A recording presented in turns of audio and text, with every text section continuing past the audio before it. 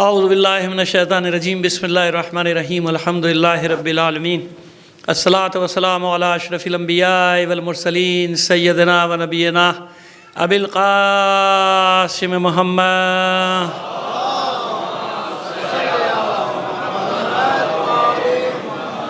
وآلہ الطیبین الطاہرین المعصومین ولعنۃ اللہ علی اعدائہم اجمعین من الآن الی قیام یوم الدین اما بعد فقد قال اللہ تعالی فی کتابہ المبین وہو اصدق القائلین وقولہ الحق بسم اللہ الرحمن الرحیم واتقوا اللہ ورسولہ ولا تنازعوا فتفشلوا وتذهب ريحكم واصبروا ان اللہ مع الصابرین۔ صلوات بھیجیے محمد علی محمد پر۔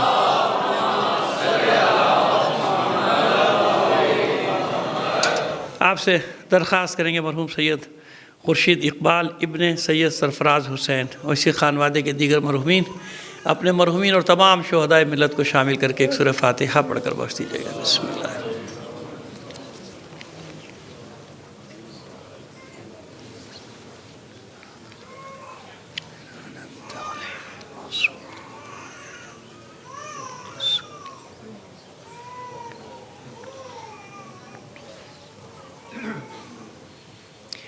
صلوات عنایت فرما دیجیے محمد آل محمد۔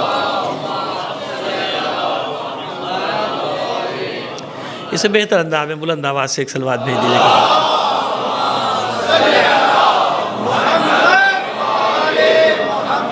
عزیزان محترم، گفتگو ہماری چل رہی ہے کہ وہ غزوات جو سبب بنے آج تک کنیکشن کے، یعنی جن کا تسلسل یا جن کے نتائج یا جن کے اثرات آج تک جاری تاریخ پر اور تاریخ بشریت پر، تاریخ اسلام نہیں بلکہ تاریخ بشریت پر، اس کے اثرات آج تک چلے، ان غزوات کا ہم ذکر کر رہے ہیں۔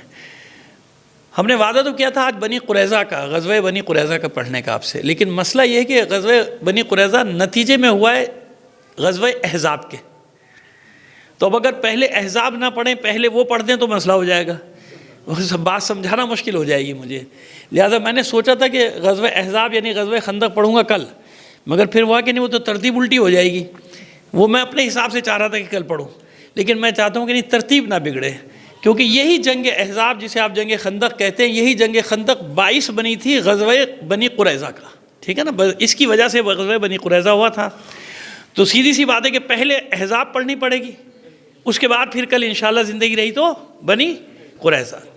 ظاہر جنگ خندق آپ سنتے رہتے ہیں، کوئی بچہ ایسا نہیں ہوگا مومنین کا، بڑوں کو تو چھوڑے جس کو اندر خندق سے واقع، لیکن آج ذرا ہمارے حساب سے سن لیں گے تو مسئلہ کچھ، یعنی وہ پہلو جنگ خندق کے، جنگ احزاب کے وہ پہلو جو ہم تجزیے کے طور پہ آپ کے سامنے پیش کریں گے نا، اور انشاءاللہ کیونکہ مسائل بہت ہیں اس غزوے میں، لہذا پورا غزوہ قرآن مجید سے ہی پڑھیں گے۔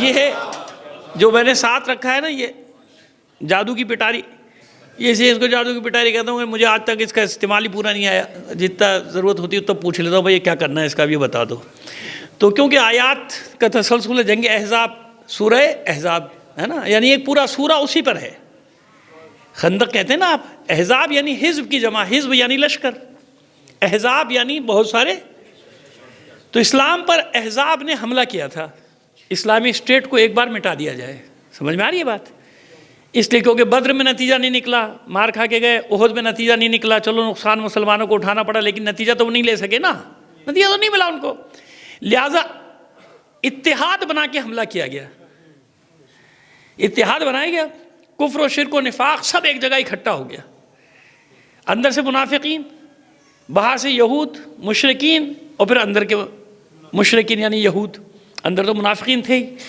قرآن نے پوری منظر کشی کی ہے، میں نے کہا نا ویسے پڑھیں گے تو ہمارا سابقہ پڑتا ہے زیادہ جاہل لوگوں سے، انہیں نے اپنا بھی نہیں پڑھا ہوتا، جب سنو تو کوئی بات سنتے اب سے لڑنے کھڑے ہو جاتے ہیں، آپ نے یوں کیوں کہہ دیا یوں کہہ دیا، اچھا بھائی ہم کچھ نہیں کہہ رہے، قرآن بتائے گا جو بتائے گا، کیونکہ ہم جب اپنی طرف سے بتاتے ہیں تاریخ، کہتے ہیں جی تاریخ واریخ کو ہم نہیں مانتے، قرآن سے بتاؤ، قرآن سے بتاؤ، کہتے ہیں وہ قرآن تو سب کی سمجھ میں آنے والا ہے نہیں، حدیث سے بتاؤ، حدیث سے بتاتے ہیں، کہتے ہیں حدیث کا کیا بھروسہ بھائی، لاکھوں حدیثیں تھیں، کوئی صحیح تھی کوئی غلطی، کہا جو ہے نہیں کہیں سے ماننے کو تیار نہیں، تو بھائی مانو یا نہ مانو، ٹھیک ہے نا، ہم اس چکر میں پڑتے ہی نہیں، ہم تو تینوں جگہ سے بتا دیں گے تمہیں، قرآن سے بھی بتا دیں گے، حدیث سے بھی بتا دیں گے، تاریخ سے بھی بتا دیں گے، تو مانو نہ مانو تمہاری مرضی۔ پہلے والوں کا بھی یہی کہتا جواب ہمارا تھا، وہی قرآن کا جواب ہے، لکم دینکم ولی دین، جاؤ۔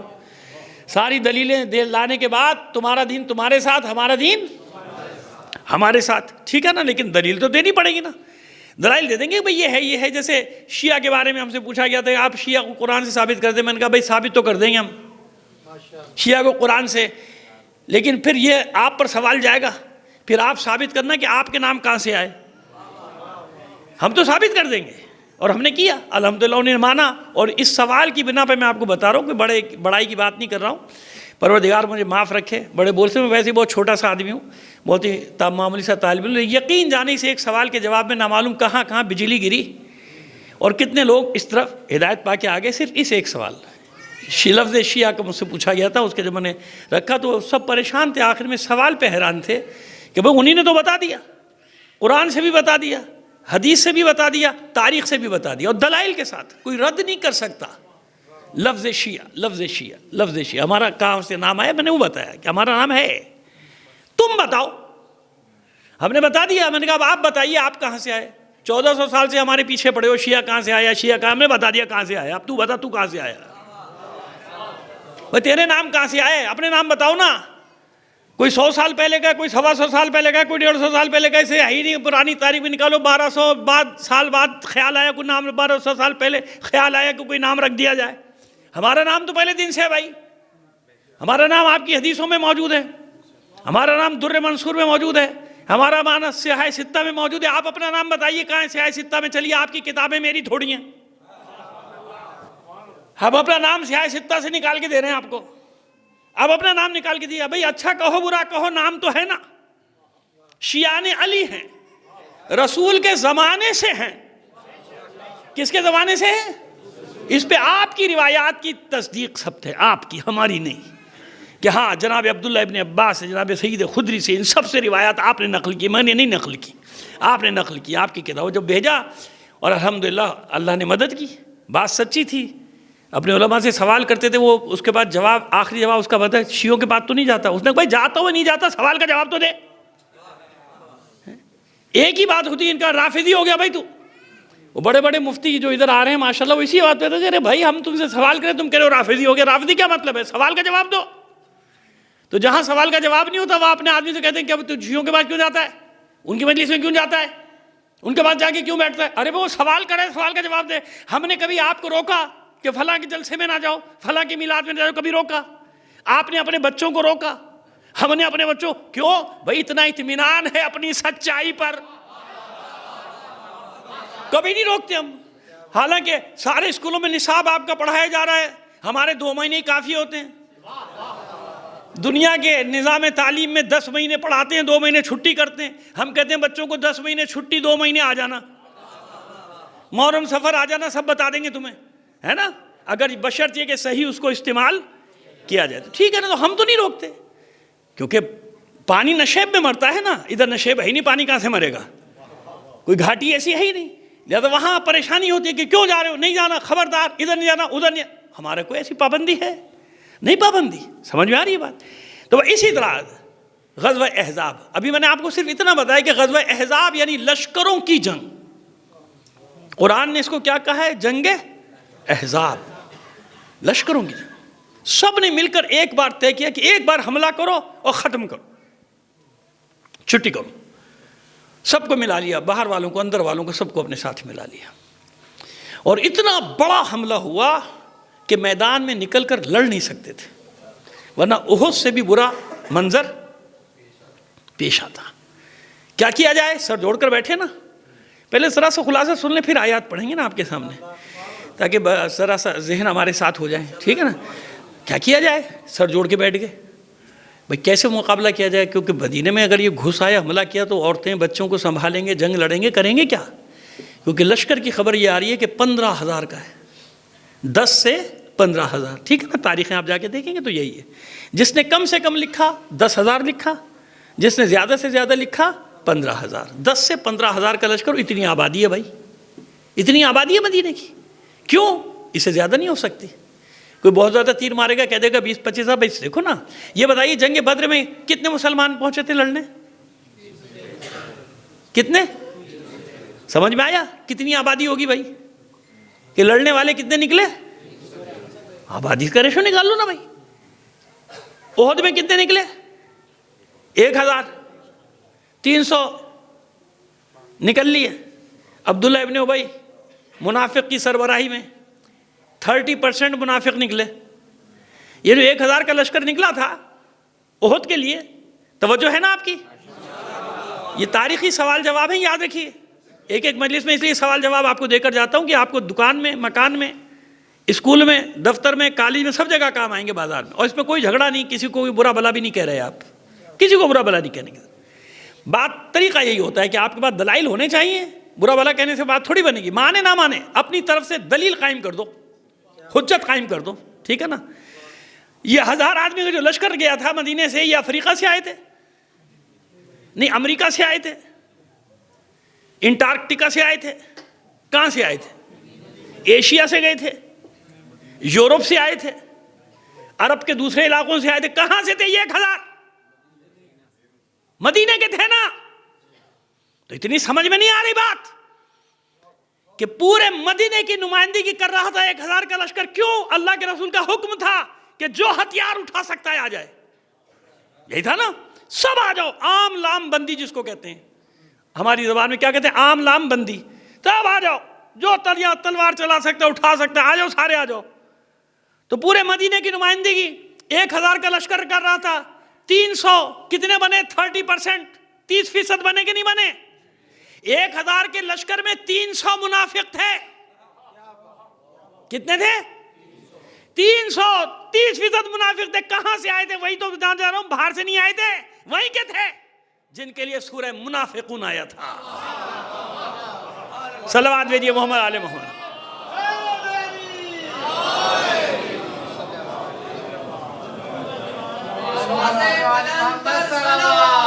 اللہ جی دیکھو، باہر سے آئے تھے. وہ کہاں سے آئے تھے؟ یہ پڑھا بھی رہے ہو بچوں کو کہ 300 منافق بھاگ گئے. وہ کہا نہیں خبردار. عبداللہ ابن ابی کو بھی کچھ نہیں کہا. ارے تو بھائی کہیں کس کو؟ مجھے تو ڈر لگنے لگا. ایک دفعہ میں پڑھ رہا تھا واقعہ جناب عبد المطلب کے سلسلے میں، ابرہہ کا، کہ سارے مکے والے بھاگ کے پہاڑوں پہ چڑھ گئے، فرار ہو گئے تھے نا. تو میں نے کہا بھائی کہہ سکتے نا ان کو، تو کہہ سکتے نہیں کہہ سکتے، کیونکہ زمانے جاہلیت کے تھے. لیکن ڈر لگنے لگا. بھائی ان کو کہیں گے کہیں اور کھڑے ہو جائیں، ہمارے باپ دادا تھے، برا کیوں کہہ رہے ہو، چلو تھانے FIR کٹاؤ اس کی. تو میں ہمیشہ کہتا ہوں کہ بھائی ایک بار فہرست بنا کے دے دو کس کس سے تمہاری رشتہ داری ہے. جس کا اٹھاؤ وہ تمہارا نکلتا ہے. شرم بھی نہیں آتی تمہیں؟ یعنی خود سوچو تو صحیح کہ تم کر کیا رہے ہو. جتنے ملون نکل رہے ہیں ان سب سے تمہاری رشتہ داری نکل آتی ہے. بھائی مروان تمہارا رشتہ دار، سب مروان کو نہ کو، فلاں کو نہ کو. بھائی کس کو کہیں بھائی؟ کہاں جائیں؟ قرآن کس پہ لعنتیں بھیج رہا ہے؟ اتنی بار جو قرآن نے لعنت بھیجی، اللہ کی لعنت ہو، لعن اللہ، اللہ کی لعنت ہو، رسول کی لعنت ہو، مومنین کی لعنت ہو، اور پھر لعنت اللہ علی الکاذبین. یہ تو کس پہ بھیج رہا ہے اللہ میاں لعنت؟ نہیں خبردار خبردار، کسی پر لعنت نہ بھیج. تو یہ کون ہے جن پہ اللہ لعنت بھیج رہا ہے؟ سمجھ میں آ رہی ہے ہماری بات؟ ایسے نہیں بات کرو، آرگومنٹ کرو. بھاگ کے کہاں جاتے ہو FIR کٹوانے کے لیے؟ ادھر تو آؤ، پہلے یہاں بیٹھ کے FIR کا فیصلہ کریں. FIR کٹنی کس کی چاہیے؟ 1400 سال میں کون کون اس قابل ہے کہ اس کی FIR کٹوائی جائے؟ صلوات بھیجیے محمد آل محمد پر. آئیے چلیے اب گزارش کریں گے آگے ہمارا مجمع تھوڑا سا آگے بڑھائیے. جوان آگے آ جاؤ بیٹا، آگے آ جاؤ. دیکھو ہو جاتا ہے مجھے پھر آگے جگہ ہے نا، لوگ سمجھ رہے ہیں کہ پیچھے بیٹھ جاتے ہیں کہ آگے جگہ نہیں. اللہم صلی اللہ.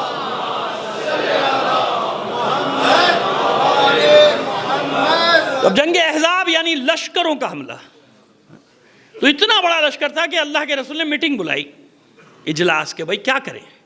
ہر کوئی اپنی اپنی رائے دے رہا، یہ کرنا چاہیے. مختلف رائے آ رہی تھی، پتہ نہیں کیا کیا رائے آ رہی تھی. خیر بار مذاکرات کی بھی رائے آ رہی تھی، مذاکرات کر لیے جائیں، یہ کر لیا جائے. وہ کا خیر جو وہ ہوتا رہا سلسلہ. تو جناب سلمان فارسی نے مشورہ دیا ہے نا. اب یہ تو ہے تاریخوں میں. صحابی تھے کہ نہیں تھے؟ تھے واقعی. تو ان کا ذکر نہیں کرتا کوئی. مجھے نہیں سمجھ میں آیا کہ صحابی تھے کہ نہیں تھے. مانتے نہیں مانتے یہ لوگ کہ ان کا ذکر نہیں کرتے. جناب مقداد بھی صحابی تھے، پتہ نہیں تھے کہ نہیں تھے. جناب ابو ذر غفاری، جناب ابو ایوب انصاری، جناب جابر ابن عبداللہ انصاری، جناب عمار یاسر، یہ سب صحابہ ہیں نا. پتہ نہیں ہے کہ نہیں ہے. کبھی پھوٹے منہ سے ان کے نام بھی لے لیا کرو، کبھی بتا دیا کرو اپنے لوگوں کو کہ یہ بھی صحابی اور کیسے صحابی ہیں، کس قسم کے صحابی ہیں یہ بھی بتا دیا کرو. لیکن نہیں، یہاں پہ آ کے زبان میں چھالے پڑنے لگتے ہیں. بس یاد رکھیے کہ جہاں زبان میں چھالا پڑنے لگے ان کی، سمجھ لیجئے کہ اس صحابی کا تعلق علی کے ساتھ ہے. اس صحابی کا تعلق کس کے ساتھ ہے؟ علی کے ساتھ ہے نا. آئیے تو اب یہ لشکر سارے جمع، اتحاد بن گیا. جناب سلمان فارسی نے مشورہ دیا کہ اللہ کے رسول، ہمارے وطن میں یہ ہوتا تھا کہ جب کوئی بڑا لشکر حملہ کرے تو جو اس طرف کمزور ہوتی تھی وہاں پر ہمیں خندق کھودتے تھے، بڑی گہری خندق، تاکہ ان کی سواریاں اس کو پار نہ کر سکیں. اللہ کے رسول کو یہ مشورہ پسند آیا. ہر تاریخ نے ایک ہی بات لکھی، پسند آیا کہ ہاں یہ سلمان کی بات جو ہے بہتر ہے. اور اسی موقع پر آپ نے سلمان کے لیے کہا تھا کہ یہ اس کا تعلق اس قوم سے ہے. یہ یوں فرمایا تھا کہ سلمان کی قوم، ایک زمانہ آئے گا کہ علم ستاروں پر پہنچ جائے گا. اگر سریا پر بھی علم پہنچ جائے گا تو سلمان کی قوم اتار کے لے آئے گی. یہ علم دوست، یہ حدیث ہے، حدیث نہ بتائے کوئی نہ بتائے. سریا پر علم پہنچ جائے گا اس کی قوم، یعنی علم دوست ہوں گے، خالی نعروں پہ تھوڑی چل رہے ہوں گے. اتنی تیاری کی ہوگی کہ دشمن آج بھی دہل رہا ہوگا کہ پتہ نہیں کیا ان کے پاس. بھائی آئے تھے حملہ کرنے، بھائی باہر ہی پھینکا بھاگا بھاگ گئے. آگے کیا تھا کیا نہیں تھا مجھے نہیں معلوم، لیکن خوف ایسا ان کے دلوں پر مسلط ہوا کہ داخل نہیں ہوئے اندر. میں آپ کو بتا رہا ہوں، میڈیا کچھ بھی خبریں دیتا رہے، مجھے معلوم ہے کہ اسی وقت تو لائیو انہوں نے جن شہروں پہ حملے کا نام لے رہے تھے، وہ اسرائیل امریکہ حملہ ہو گیا، وہ لائیو دے رہا تھا ایران، یہ رہے شہر ہمارے بھائی، اور یہ ہماری پبلک، اور یہ گھوم رہی ہے سڑکوں پہ. بتا دو کہاں تم نے مارا، وہ جگہ بتا دو.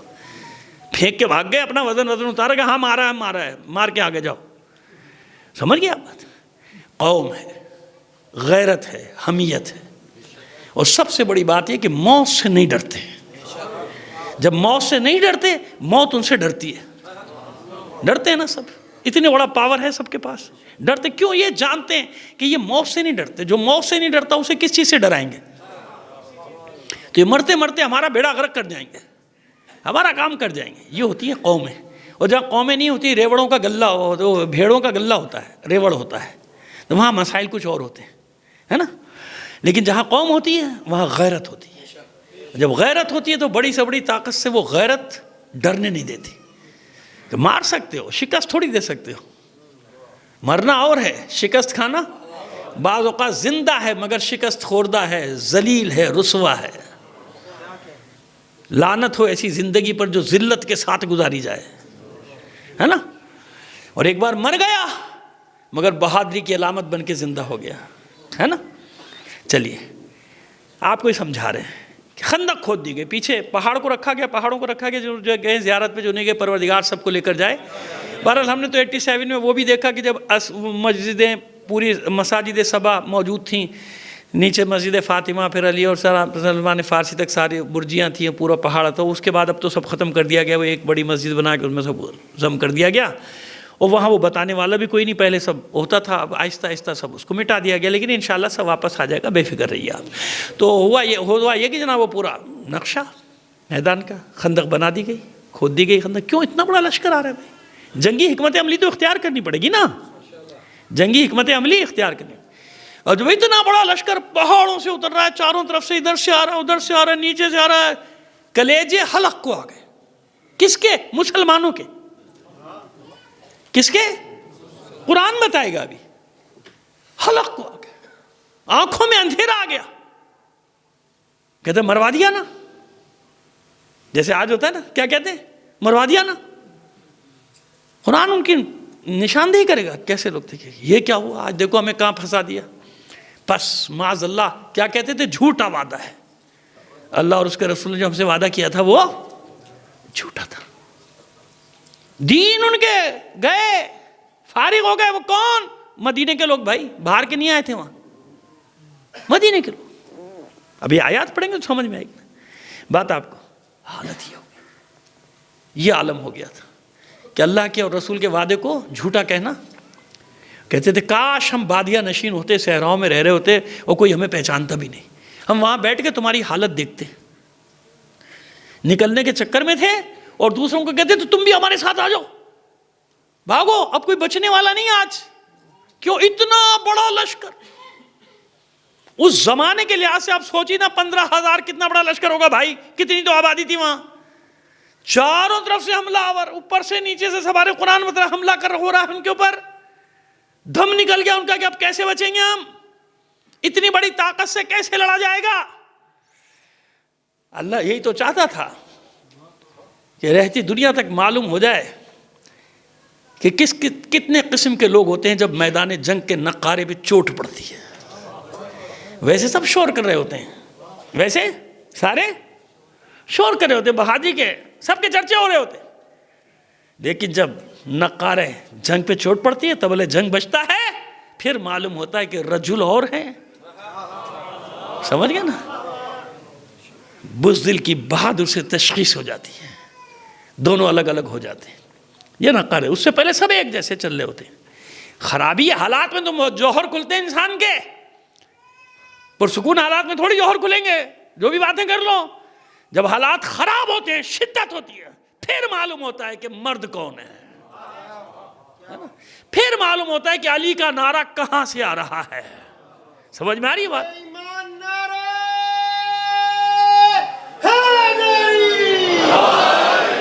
اور یہ بھی بتائیں گے آپ کو کہ ہمارے یہاں نعرہ ماشاءاللہ یہ لگتا ہے نا، نعرے حیدری یا علی. آپ کو حیرت ہوگی، وہ جو ہمارے مجاہدین ہیں نا، حزب اللہ کے، انصار اللہ کے، اور یہ دوسرے ہمارے سپاہ کے جوان، ان سب کا جنگی نعرہ حیدری نہیں ہے، یا علی نہیں ہے.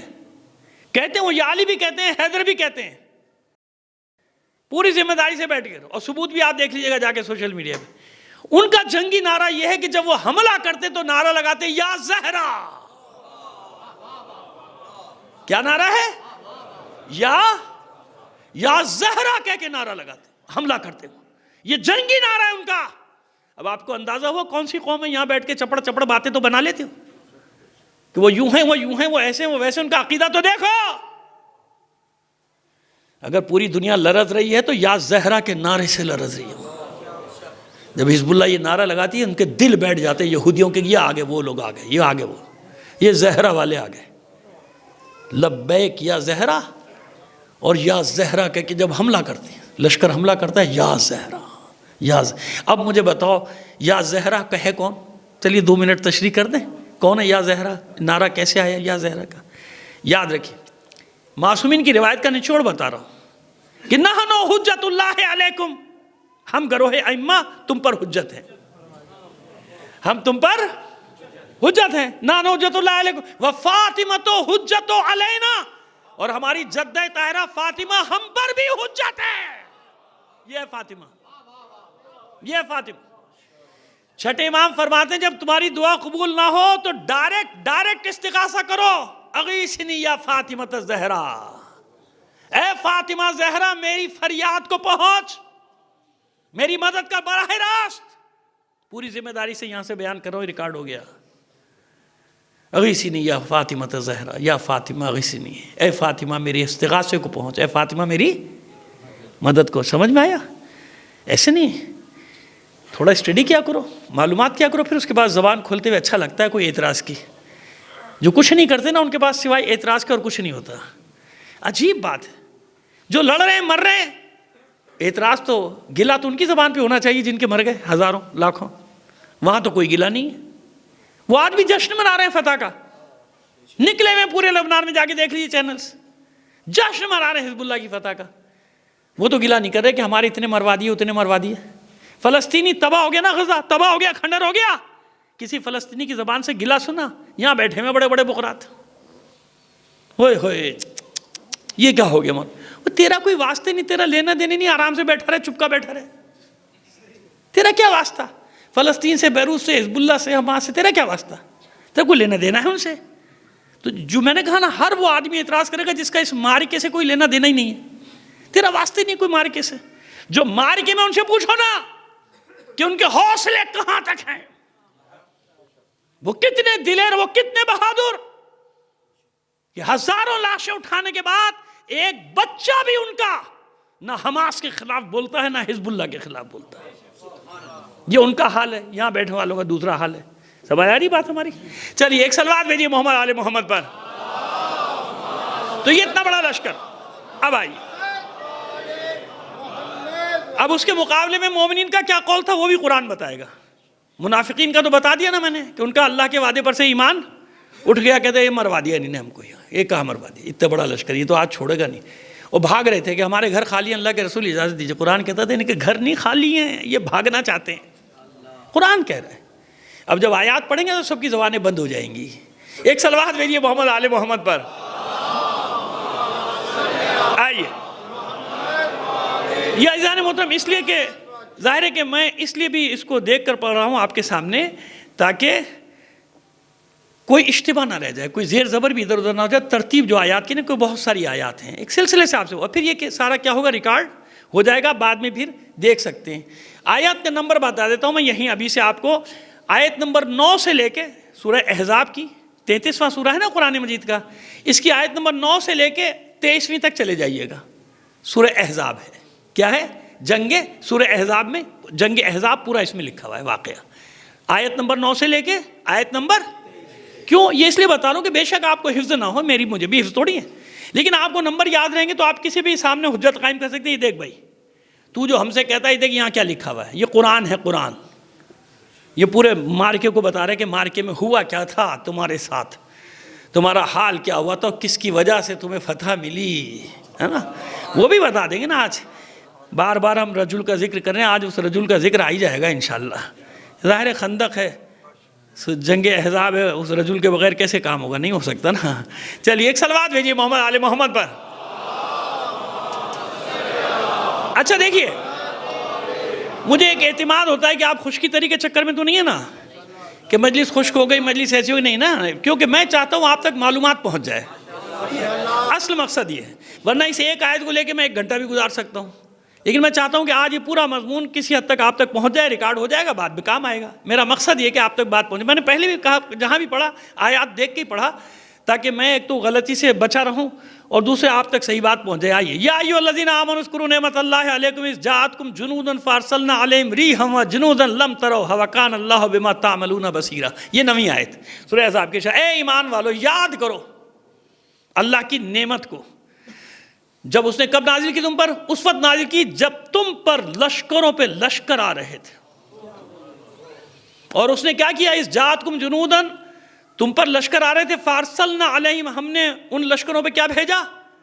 ہم نے ان کو تباہ و برباد کرنے کے، ریحا وجنودن لم تروها، ہم نے ان پر ہوا یعنی آندھی آ گئی تھی نا، آخر میں بھاگ گئے تھے، سارا تباہ و برباد ہو گیا تھا لشکر کفار کا، ہم نے ان پر آندھی بھیجی اور وہ لشکر بھیجا جو نظر نہیں آ رہا تھا، وَجُنُودًا لَمْ تَرَوْهَا، جسے تم دیکھ نہیں سکتے تھے، جسے تم بھی نہیں دیکھتے، ہم نے وہ لشکر بھیجا، وَكَانَ اللَّهُ بِمَا تَعْمَلُونَ بَصِيرًا، اور جو بھی تم عمل انجام دے رہے تھے نا، اللہ اسے دیکھ رہا تھا، اللہ اسے، یہاں سے شروع ہو رہا ہے کہ اتنا بڑا لشکر آیا تھا، تمہارے چاروں طرف سے تم پر حملہ آور ہوا تھا، اور ہم نے تمہیں اس لشکر سے نجات دیا۔ آگے چلیے، اس کے بعد 10ویں آیت، اِذْ جَاءُوكُم مِّن فَوْقِكُمْ وَمِنْ أَسْفَلَ مِنْكُمْ، یعنی تمہارے اوپر سے بھی لشکر آ رہے تھے اور نیچے سے بھی، یعنی میدان سے بھی آ رہے تھے اور پہاڑوں سے بھی اتر رہے تھے، تمہارے اوپر لشکر پہ لشکر آ گئے تھے، اور کیا ہو رہا تھا؟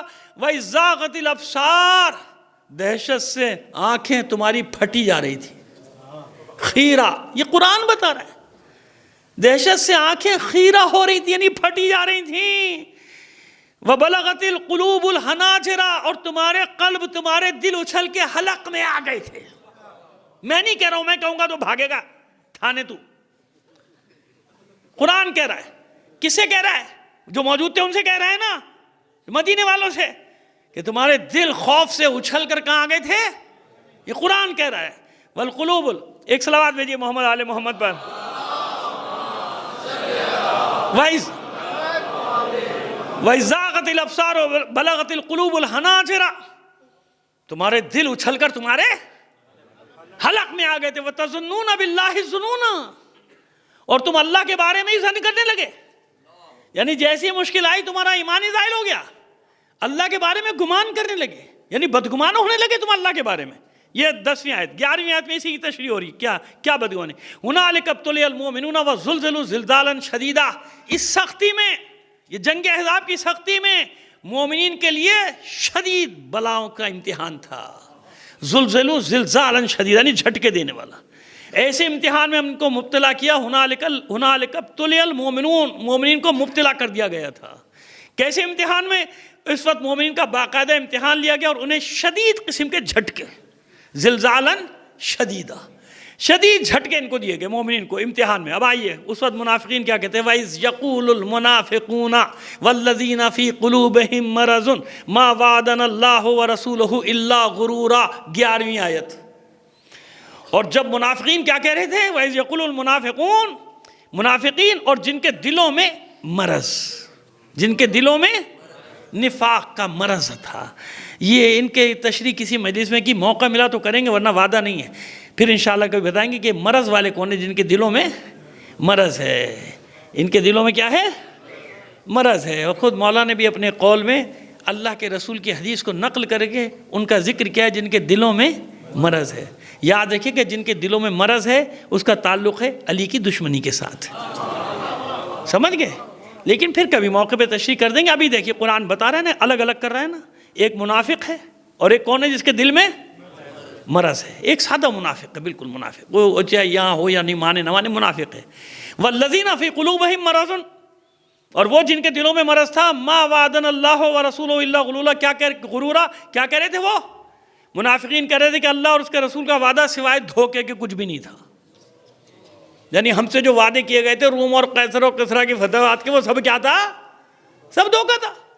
مَا وَعَدَنَا اللَّهُ وَرَسُولُهُ إِلَّا غُرُورًا، اور یہ صرف دھوکہ دینے والا وعدہ تھا اور کچھ بھی نہ تھا. آگے چلیے 13ویں آیت. وَإِذْ قَالَتْ طَائِفَةٌ مِّنْهُمْ يَا أَهْلَ يَثْرِبَ لَا مَقَامَ لَكُمْ، اور جب ایک گروہ کہہ رہا تھا اے یثرب کے لوگوں اب بچنے کی کوئی جگہ نہیں بچی، بچنے کی کوئی جگہ نہیں بچی. وَإِذْ قَالَتْ طَائِفَةٌ مِّنْهُمْ يَا أَهْلَ يَثْرِبَ لَا مَقَامَ لَكُمْ فَارْجِعُوا، بھاگو، چلو، یعنی واپس چلو. فَارْجِعُوا، اور ایک گروہ کیا کر رہا تھا؟ وَيَسْتَأْذِنُ فَرِيقٌ مِّنْهُمُ النَّبِيَّ يَقُولُونَ إِنَّ بُيُوتَنَا عَوْرَةٌ، اور ایک گروہ اللہ کے رسول سے اجازت مانگ رہا تھا. اللہ کے رسول گھر خالی ہیں، گھروں میں ایسا نہ ہو پیچھے سے حملہ ہو جائے، ہمارے گھر خالی ہیں، ایسا نہ ہو کہ ہمارے گھروں پر حملہ ہو جائے. ایک گروہ کہتا ہے یستاذنون، ایک صلوات بھیجیے محمد آل محمد پر. وَيَسْتَأْذِنُ فَرِيقٌ مِّنْهُمْ النَّبِيَّ يَقُولُونَ إِنَّ بُيُوتَنَا عَوْرَةٌ وَمَا هِيَ بِعَوْرَةٍ. اللہ کہتا ہے ان کے گھر خالی نہیں تھے، وہ کہہ رہے تھے ہمارے گھر خالی ہیں، گھروں میں کوئی نہیں، بچے ہیں، بیوی بچے ہیں، حملہ نہ ہو جائے، لٹ نہ جاؤں، برباد نہ ہو جاؤں، مجھے اجازت دے دیجئے میں گھر جاؤں. اللہ کے رسول سے اجازت مانگ رہے تھے. پروردگار فرماتے ہیں وَمَا هِيَ بِعَوْرَةٍ، ان کے گھر خالی نہیں تھے. پھر کیا تھی بات؟ ان یریدون الا فرارا، ان کا ارادہ کچھ بھی نہیں تھا سوائے بھاگ جانے کے. اب یہ فرار کا ترجمہ کیا کروں بھائی، تو بتا دے مجھے. آپ کہتے ہیں فلاں نے بھاگ گئے، فلاں نے بھاگ گئے، میں کیا کروں؟ قرآن کہہ رہا بھاگ گئے. وہ ادبار کا ہے، ادبار جمع ہے دبر کی، وہ بھی ابھی آ رہا ہے، وہ میں نے لفظ بچا کے رکھا ہے، تشریف والا لفظ میں نے بچا کے رکھا. ابھی فرار کا لفظ ہے نا، دیکھیے خیانت نہیں ہونی چاہیے، جہاں جو ترجمہ سوٹ کرتا ہے وہی ترجمہ ہونا چاہیے. صلوات بھیجیے محمد آل محمد پر.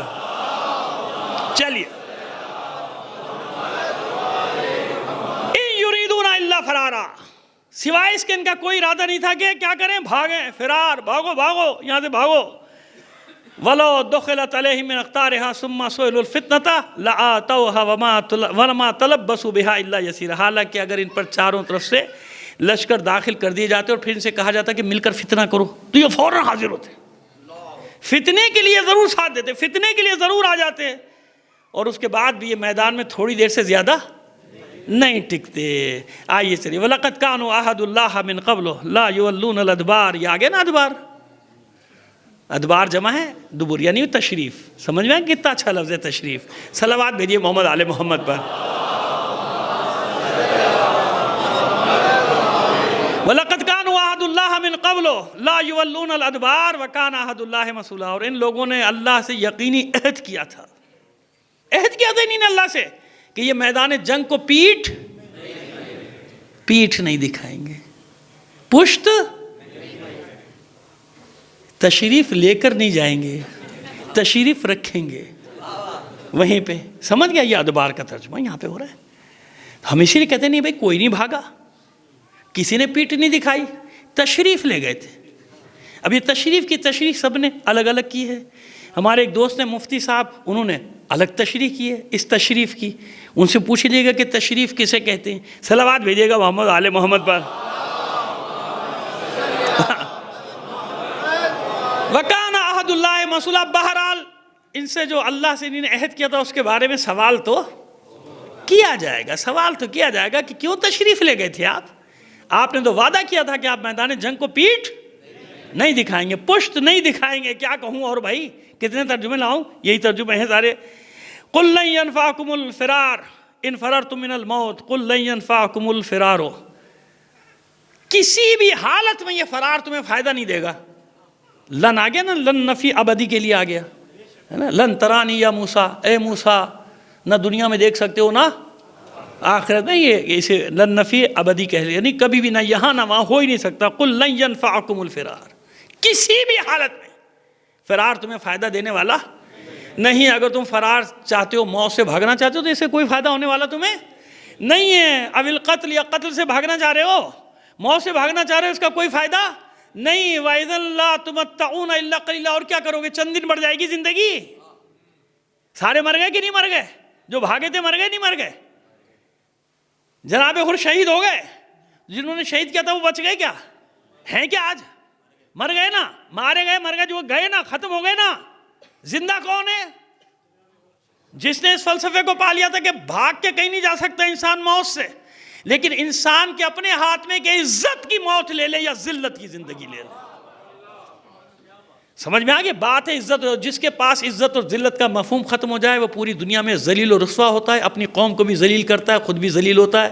اپنی قوم کو بھی رسوا کرتا ہے، خود بھی رسوا ہوتا ہے. کیوں؟ اس کے پاس عزت اور ذلت کا مفہوم ختم ہو گیا. کوئی عزت ذلت، نہ اپنی عزت، نہ دوسروں کی عزت، نہ قوم کی عزت، کسی کی عزت نہیں. دعا کریں اللہ رحم فرمائے. ایک صلوات بھیجیے محمد آل محمد پر. وَإِذًا لَا تُمَتَّعُونَ إِلَّا قَلِيلًا. اور کیا کتنے دن زندہ رہ لو گے؟ جب انسان یہ سمجھتا ہے کہ بس اب میں نے سب کو ختم کر دیا، اب میرا کوئی مقابل نہیں رہا، اب میں نے تخت کو اتنا مضبوط کر لیا کہ دائیں سے بائیں سے ادھر سے ادھر سے کوئی مجھ پہ حملہ آور. جہاں سے آواز اٹھی فرعون نے دبا دی، نمرود نے دبا دی. جب وہ اس مقام پر پہنچا تو پھر مشیت حرکت میں آئی. پھر مشیت نے جن چیزوں پہ حکومت وہ راج کرتا تھا انہی چیزوں کو اس کے خلاف لشکر میں تبدیل کر دیا. جن پانیوں پہ اس کی حکومت تھی وہی پانی اس کے غرق ہونے کا سبب بن گئے. اطمینان رکھو، اطمینان رکھو. میں کہہ رہا ہوں نا تم سے. چلو ایک بشارت کی بات بھی کرتے چلیں، پھر بھول جاؤں گا، اس لیے میں چاہ رہا ہوں کہ وہ بھی بیچ میں بتا دوں. کہوں گا نا بعد میں بتاؤں گا تو بعد میں بھول جاؤں گا، تو ابھی بتا دوں آپ کو. کبھی غور نہیں کیا آپ نے کہ دنیا میں مضبوط ترین آرمی اس کی ہے جس کا دریا پر یعنی سمندروں پر قبضہ ہے. فلیٹ چل رہے ہیں نا، فلیٹ، بحری بیڑے. نقشہ دکھاتے نا ہمیں ڈرانے کے لیے، یوں گھیرا ہوا ہے، یوں گھیرا ہوا ہے، یہاں سے ماریں گے، یہاں سے ماریں گے. سینکڑوں فلیٹ، سارا سمندر ہمارے. سمندروں کی لڑائی ہے، یاد رکھیے گا ہمیشہ سے. جس کا پانیوں پہ قبضہ اس کا دنیا پہ قبضہ. پانیوں پہ قبضہ، ساری تجارت تو وہیں سے ہوگی نا. 3 حصے پانی ہے نا بھائی. زمین تو ایک حصہ ہے، 3 حصے تو پانی ہے. ایک خشکی ہے، 3 حصے پانی ہے. پانیوں کی لڑائی ہے. آپ نے کبھی غور نہیں کیا علامتوں میں سے ایک علامت، ایک نشانی کیا ہے ظہور کی؟ آپ کا مسلح پانی پہ ہوگا.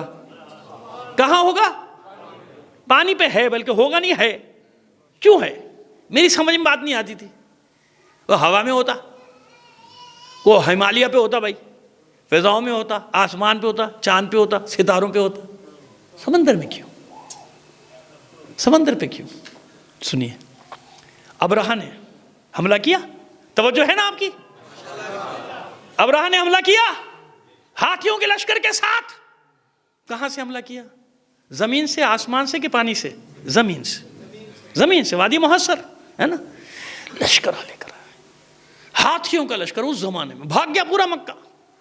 اپنے اپنے بت اٹھائے، چندے کے صندوقچے اٹھائے، بھاگ گئے. کوئی ابو قبیس پہ. ہاں وہ بت کیا تھا اصل میں؟ تو چندہ تھا نا، وہ ڈبوں میں پیسے آتے تھے، نذرانے چڑھاوے، ماشاءاللہ ہے نا. دیکھیے کیسا مسکرا رہے ہیں لوگ. صلوات بھیجیے محمد آل محمد پر.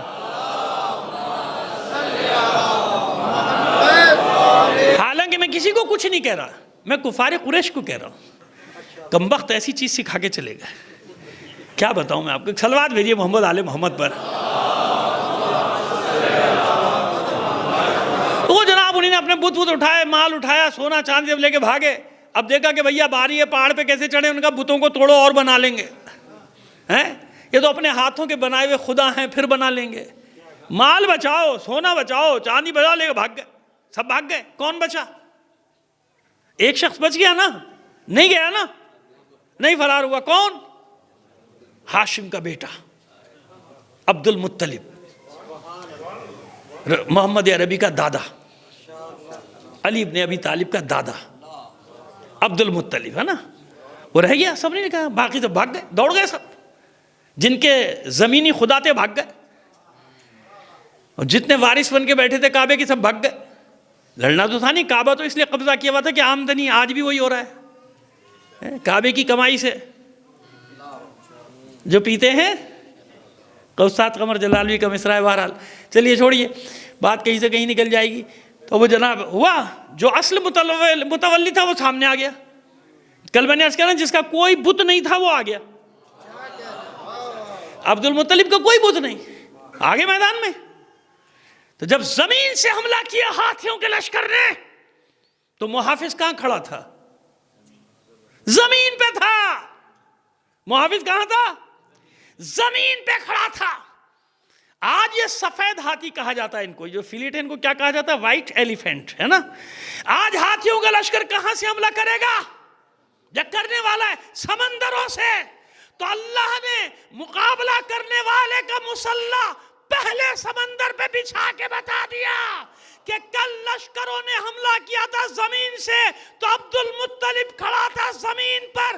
آج یہ حملہ کریں گے سمندروں سے، تو عبد المطلب کے بیٹے کا مسلح بھی سمندر پہ ہوگا.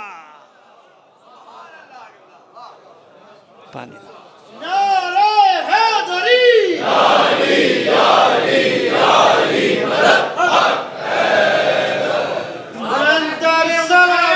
یا حسین اللہم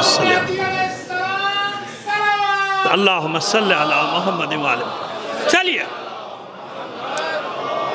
اب آگے چلیے. یہاں تک بات سمجھ میں آ گئی ہوگی. میں نے کہا یہ نہیں بتاؤں گا، بات آگے بڑھ جائے گی، بھول جاؤں گا پھر میں. اچھا میں نے بتا دیا. آج 5-10 منٹ زیادہ لے لوں آپ کے؟ اجازت ہے؟ اب 2 دن سے آپ سن رہے ہیں مجھے. 2 دن پہلے میں ڈر رہا تھا زیادہ پڑھوں گا، آپ بھاگ جائیں گے، دوسرے دن نہیں آئیں گے. لیکن آپ ماشاءاللہ آج پکے ہو گئے آپ انشاءاللہ. مل کر تمام مومنین کی صحت و سلامتی کے لیے ایک بار اور بلند آواز سے صلوات عنایت فرما دیجیے. آئیے آیت نمبر 17. قل من ذا الذی یعصمکم اللہ یعصمکم من اللہ ان اراد بکم سوءا او اراد بکم رحمہ. کون ہے جو تم کو بچائے گا اس وقت جب اللہ تمہارے ساتھ برائی کا ارادہ کر لے؟ کوئی بچا سکتا ہے؟ یا اللہ تمہارے ساتھ نیکی کا ارادہ کر لے، کوئی روک سکے گا؟ یہ بتایا جا رہا ہے. کیوں گھبراتے، کیوں ڈرتے؟ کون ہے؟ قل من ذا الذی یعصمکم من اللہ. کون بچائے گا تم لوگ؟ من اللہ ان اراد بکم، اگر اللہ تمہارے لیے ارادہ کر لے سوا، اراد بکم سوءا، برائی کا ارادہ کر لے، کوئی بچانے والا ہے؟ یہ نہیں سمجھ میں آتا فرعونوں کو، نمرودوں کو، کہ جب مشیت طے کر لے تو صدام جیسا ایک کیڑے کی طرح، چوہے کی طرح گٹر سے نکل رہا ہوتا ہے. سمجھ میں آگی بات؟ قذافی کے ساتھ جو ہوا سو ہوا، وہ سب کے سامنے ہے نا. اللہ جب چاہتا ہے، کوئی ہے قرآن کہہ رہا کوئی ہے بچانے والا؟ اگر میں تمہارے ساتھ برائی کا ارادہ کر لوں، وہ بچا ہے کوئی جس کو آواز دو تم بچا لے تمہیں؟ یا میں تمہارے ساتھ نیکی کا ارادہ کروں، اچھائی کا ارادہ کروں، کوئی روک سکے گا وہ نیکی کرنے سے؟ تم تک نیکی پہنچنے سے کوئی روک سکتا ہے؟ رحمت پہنچنے سے کوئی روک سکے گا؟ یہ بات سمجھائی جا رہی ہے، بتایا جا رہا ہے کہ کیوں گھبراتے ہو؟ قل من ذا الذی یعصمکم من اللہ ان اراد بکم سوءا او اراد بکم رحمہ، اگر وہ رحمت کا ارادہ کر لے کون بچائے؟ کوئی روک سکے گا؟ نہیں۔ اللہ نے جب ارادہ کر لیا تم تک وہ رحمت پہنچے گی، تم تک وہ نیکی پہنچے گی۔ ولا یجدون لہم من دون اللہ ولیا ولا نصیرا، اور تم کسی کو بھی نہیں پاؤ گے سوائے اللہ کے اپنا سرپرست اور اپنا مدد کرنے والا، کوئی نہیں ہوگا تمہارا۔ اللہ تمہاری مدد کرے گا، اللہ تمہاری سرپرستی کرے گا۔ اب یہ ولی نصیر کے معنی قرآن مجید نے خود تشریح کی ہے جگہ جگہ، وہ ہمارا موضوع نہیں، پھر بتا دیں گے کسی وقت آپ کو کہ ولی اور نصیر کے معنی کی خود قرآن نے تشریح کی ہے۔ چلیے ایک آیت بتائی دیتے ہیں آپ کو، صلوات بھیجیے محمد آل محمد پر۔ وما لکم، اگر میرا حافظہ ساتھ دے رہا ہے تو غالباً یہ آیت سورہ نساء کی ہے، نہیں تو مجھے معاف کر دیجیے گا، ٹھیک ہے؟ کل بہرحال بتا دوں گا، لیکن اب وہ آیت پڑھ رہا ہوں۔ وما لکم لا تقاتلون فی سبیل اللہ والمستضعفین من الرجال والنساء والولدان الذین یقولون ربنا اخرجنا من هذه القرية الظالم اهلها واجعل لنا من لدنک ولیا واجعل لنا من لدنک نصیرا۔ دیکھیے اس آیت میں کیا کہا جا رہا ہے؟ ولا یجدون لهم من دون اللہ، اللہ کے سوا کسی کو تم نہیں پاؤ گے اپنا ولی اور اپنا نصیر، مددگار، کسی کو نہیں۔ اب یہ آیت کیا کہہ رہی ہے؟ کیا ہوا تم لوگوں کو؟ کیوں اللہ کے راستے میں نکل کے جہاد نہیں کرتے، لڑتے نہیں ہو؟ جیسے آج غزہ کے حالات ہیں، جیسے بیروت کے حالات ہیں نا، وما لکم لا تقاتلون فی سبیل اللہ والمستضعفین من الرجال والنساء والولدان، جبکہ تم دیکھ رہے ہو کہ مظلوم مرد، عورتیں، بچے، یہاں تو مومن چھوڑو مسلمان کا بھی ذکر نہیں ہے بلکہ عام انسانوں کا ذکر ہو رہا ہے۔ والمستضعفین من الرجال والنساء والولدان الذین یقولون ربنا اخرجنا من هذه القرية الظالم اهلها، جو مسلسل چلا رہے ہیں، فریاد کریں باری الہا، اس بستی سے ہمیں نجات دے دے جس کے لوگ ظالم ہیں۔ اخرجنا من هذه القرية الظالم اهلها، اس کے لوگ ظالم ہیں، ہمیں اس سے نجات دے دے۔ واجعل لنا من لدنک ولیا واجعل لنا من لدنک نصیرا، یہ آیت اللہ کہہ رہے ہیں۔ تم سنتے نہیں کہ اللہ کی بارگاہ سے ایک ولی مانگ رہے ہیں، اللہ کی بارگاہ سے ایک مدد کرنے والا؟ سمجھ میں آ گیا کہ جس کو اللہ ولی بنائے، جس کو اللہ مددگار بنائے، تو وہ اللہ ہی کی مدد شمار ہوتی ہے، کہلاتی ہے۔ اس پہ ہم نے مجالس پڑھی، عشری پڑھے، خمسے پڑھے، پھر کبھی صحیح ابھی اشارہ کیا تاکہ یہاں آپ کے ذہن میں کوئی پھانس چبھی نہ رہ جائے، اس لیے تشریح کے لیے میں نے وہ آیت پڑھی تھی کہ گھبرانا مت۔ جس کو اللہ مدد کے لیے مقرر کرتا ہے، اس کی مدد کس کی مدد ہوتی ہے؟ اللہ کی مدد، کیونکہ اللہ نے مقرر کیا نا، اس کو نصیر بنایا اس کو۔ چلیے ایک اور پڑھ دیتے ہیں آیت، وَقُلْ رَبِّ أَدْخِلْنِي مُدْخَلَ صِدْقٍ وَأَخْرِجْنِي مُخْرَجَ صِدْقٍ وَاجْعَل لِّي مِن لَّدُنْكَ سُلْطَانًا، سورہ بنی اسرائیل ہے نا۔ اے حبیب کہیے، یوں کہیے جیسے میں کہہ رہا ہوں، آپ کو سکھا رہا ہوں، ایسے کہیے۔ اللہ کہہ رہا ہے ایسے کہیے، قُلْ رَبِّ أَدْخِلْنِي مُدْخَلَ صِدْقٍ، بار الہا، میں سچائی کے ساتھ اس میں داخل ہو جاؤں، سچائی کے ساتھ ہجرت کروں، اور تو اپنی بارگاہ سے ایک طاقتور مدد کرنے والا بھیج دے۔ وَاجْعَل لِّي مِن لَّدُنْكَ سُلْطَانًا، اپنی بارگاہ سے، جہاں سے مانگے گا وہیں سے ملے گا نا بھائی۔ مانگنے والے نے جہاں سے مانگا تھا اللہ نے وہیں سے دے دیا، کہا تھا معبود اپنی بارگاہ سے دینا، اللہ نے اپنی بارگاہ سے دے دیا، ہے نا۔ اس بڑی تھی مجلس، یاد ہوگی لوگوں کو۔ خیر چلیے آگے چلیں، ایک صلوات بھیجیے محمد آل محمد پر۔ جلدی جلدی چلتے ہیں، گھڑی بہت تیز چل رہی ہے۔ قد یعلم اللہ المعوقین منکم والقائلین لاخوانہم ہلم الینا ولا یاتون الباس الا قلیلا، خدا ان لوگوں کو بھی خوب جانتا ہے جو جنگ سے روکنے والے ہیں۔ دوسروں کو جنگ سے بھی روک لو، خبردار نہیں جانا، 500 بے آوی ہے نا۔ عمرو بن عبد ود اسی جنگ میں آیا تھا نا، خندق پار کر کے آیا تھا کہ نہیں آیا تھا؟ اسی جنگ میں آیا تھا۔ للکارا دو، لڑو، کسے شہید ہو کے جنت میں جانا ہے آ جاؤ، جب مجھے مار کے غازی بن جاؤ۔ وہ الٹا ہو گیا، وہاں ایک دوسرے کو ڈرا رہے تھے، وہ بھی نہیں جانا، 500 بے بھاری ہے، اکیلا، وہ جو بیچارہ لڑنے کی ہمت کر رہا تھا وہی بیٹھ گیا، بیٹھ جا بھائی۔ ایسے ہی ہو رہا تھا نا، ایک آدمی کہہ رہا تھا میں جاتا ہوں، اور اللہ کے رسول سے بٹھا دیتے تھے، بیٹھ جاؤ۔ کہتے کون ہے جو اس کتے کی زبان بند کرے؟ 3 بار ہوا نا ایسا، 3 بار وہ چلایا، اوے آؤ نا، کوئی تو آؤ۔ 3 بار اللہ کے رسول نے کہا کوئی جاؤ نہیں، کیوں؟ بتا دیا نا، ڈرا رہے تھے ایک دوسرے کو، بجائے اس کے کہ حوصلہ بنائے، حوصلہ دیں، اور الٹا ایک شخص تھا جو کہہ رہا تھا میں جاؤں۔ جب کوئی نہیں اٹھا تو اللہ کا رسول جیسے موقع دے رہا تھا کہ پھر نہ کہنا، کیونکہ پہلے ایسا ہو چکا تھا، ہم جاتے تو ہم بھی مان لیتے، کہ چلو اب ہے کوئی نہیں، ہاں کوئی نہیں، چلو جاؤ علی، ایک صلوات بھیجیے محمد علی محمد. علی جاؤ, علی جاؤ. اور جب علی چلے تو کیا فرمایا اسی جنگ احزاب میں نا, جب علی چلے تھے تو کیا فرمایا, کل کفر کے مقابلے میں کل ایمان. بھائی کوئی نکلا ہی نہیں نا ادھر سے, بتا دیا کہ آج یہ دو طاقتیں ٹکرائیں گی, جو جیتے گا اسی کی حاکمیت ہوگی قیامت تک. کل کفر ہے کل ایمان. وہ پورے کفر کی طاقت کی نمائندگی کر کے آ رہا تھا پہلوان بن کے, ہے نا. انہی نے اپنی سب سے بڑی طاقت کو بھیجا آگے, جا امریکہ جا, ہے نا. جس کو دیکھ کے لوگ ڈر جاتے ہیں, کیسے لڑو گے, کہاں سے لڑو گے, یہی ہو رہا نا عربوں میں, خبردار ان سے کیسے لڑو گے, تم تو سوئی نہیں بنا سکتے ہو, تم تو ایک کولڈ ڈرنک نہیں بنا سکتے ہو, تمہارے بچوں کو تو نیند ہی نہیں آتی جب تک وہ برگر فاسٹ فوڈ وہ پتہ نہیں کیا کیا نہ کھا لیں, ان کا تو کھانا ہضم ہی نہیں ہوتا. کیسی قوم ہے. جب میں نے کہا نا کہ وہ تو جناب کیسے بائیکاٹ کریں, ہم بناتے ہی کیا ہیں, وہ بدبختوں جو بنا سکتے ہو وہ تو بنا لو. چلو جہاں مجبوری ہے تم نہیں بنا سکتے, ایک بند کباب بھی نہیں بنا سکتے ہو کیا, بند کباب ہی ہے نا, اس کا انگلش میں کوئی بھی نام رکھ دو. یعنی خود اعتراف کرو کہ ہم بند کباب نہیں بنا سکتے, ہم کولڈ ڈرنک نہیں بنا سکتے, ہم پانی نہیں بنا سکتے, یہ تو چھوڑ دو کم سے کم. نہیں نہیں نہیں, کیسے چھوڑ دیں, بچوں کو عادت ہے نا. بچے جب تک وہ کھائیں گے نہیں, کیا کہتے ہیں فروزن چکن ہے, پتہ نہیں کیا ہے چکن, وہ جب تک نہیں کھائیں گے مزہ نہیں آئے گا. نیند نہیں آتی بچوں کو, اماں چلو ابا چلو, پیسہ بہت آ رہا ہے ماشاءاللہ. بھئی حلال کا آ رہا ہے, میں نہیں کہہ رہا کہاں سے آ رہا ہے, حلال کا آ رہا ہے سارا. یہاں تو ویسے بھی سب حلال کا ہی ہوتا ہے پاکستان میں ماشاءاللہ, جہاں سے بھی مل جائے. ہاذا من فضل ربی تو لکھا ہوا ہے نا گھر پہ اس نے. صلوات بھیجیے محمد آل محمد پر. تو اللہ کے بندو کم سے کم اتنا تو کرو کہ جو چیزوں کو چھوڑ سکتے ہو تو چھوڑ دو. ابھی معلوم ہے آپ کو, یہاں سے بیٹھ کے کہہ رہا ہوں, ہوا میں نہیں باتیں کر رہا, $1 ارب پیپسی نے دیا ہے دفاعی فنڈ میں اسرائیل کے. کتنا؟ $1 ارب. ایک سافٹ ڈرنک کی کمپنی دے رہی ہے. کیوں؟ ہمارے بچوں کی گوشت کے چتھڑے اڑاؤ.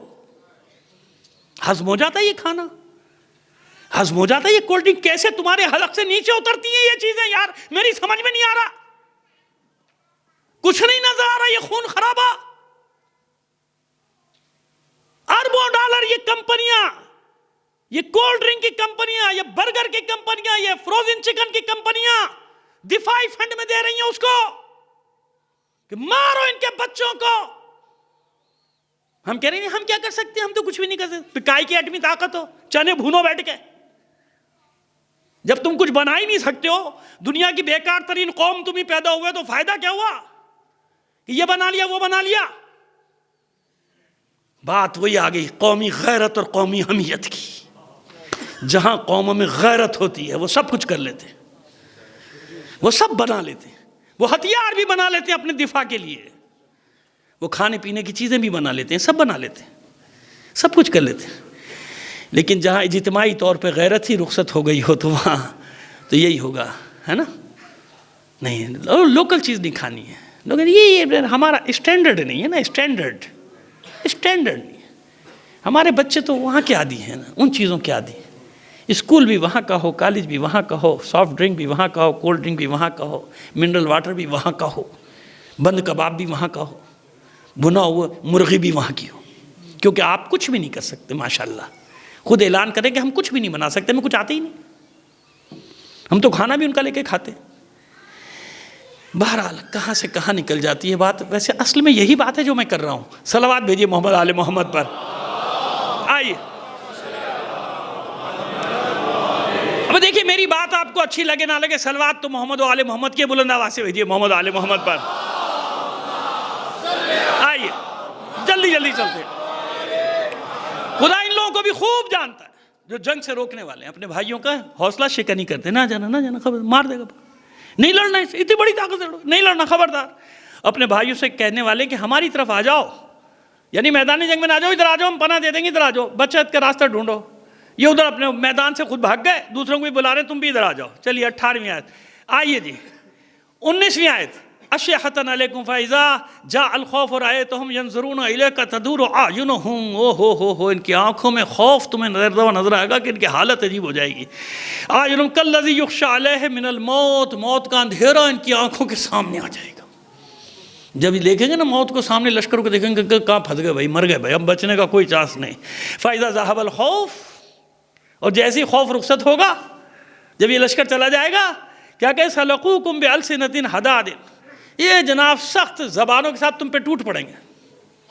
پھر ان کی بہادری واپس آ جائے، اپنوں پر شیر کہ اپنوں پر شروع ہو جائیں گے، تمہیں سنانی شروع کر دیں گے، تمہاری وجہ سے ہوا، اس کی وجہ سے اس نے مروایا، اس نے مروایا، اس نے مروایا. یہ مولوی حسن ظفر آ کے ایسی تقریریں کر کے گیا تھا، اس نے مروایا، ہے نا. لیکن میں تیار ہوں سب سننے کے لیے، کیونکہ میں تاریخ جانتا ہوں کہ آخر میں بچتا وہی ہے جو کلمہ حق کو زبان پہ ادا کرتا ہے.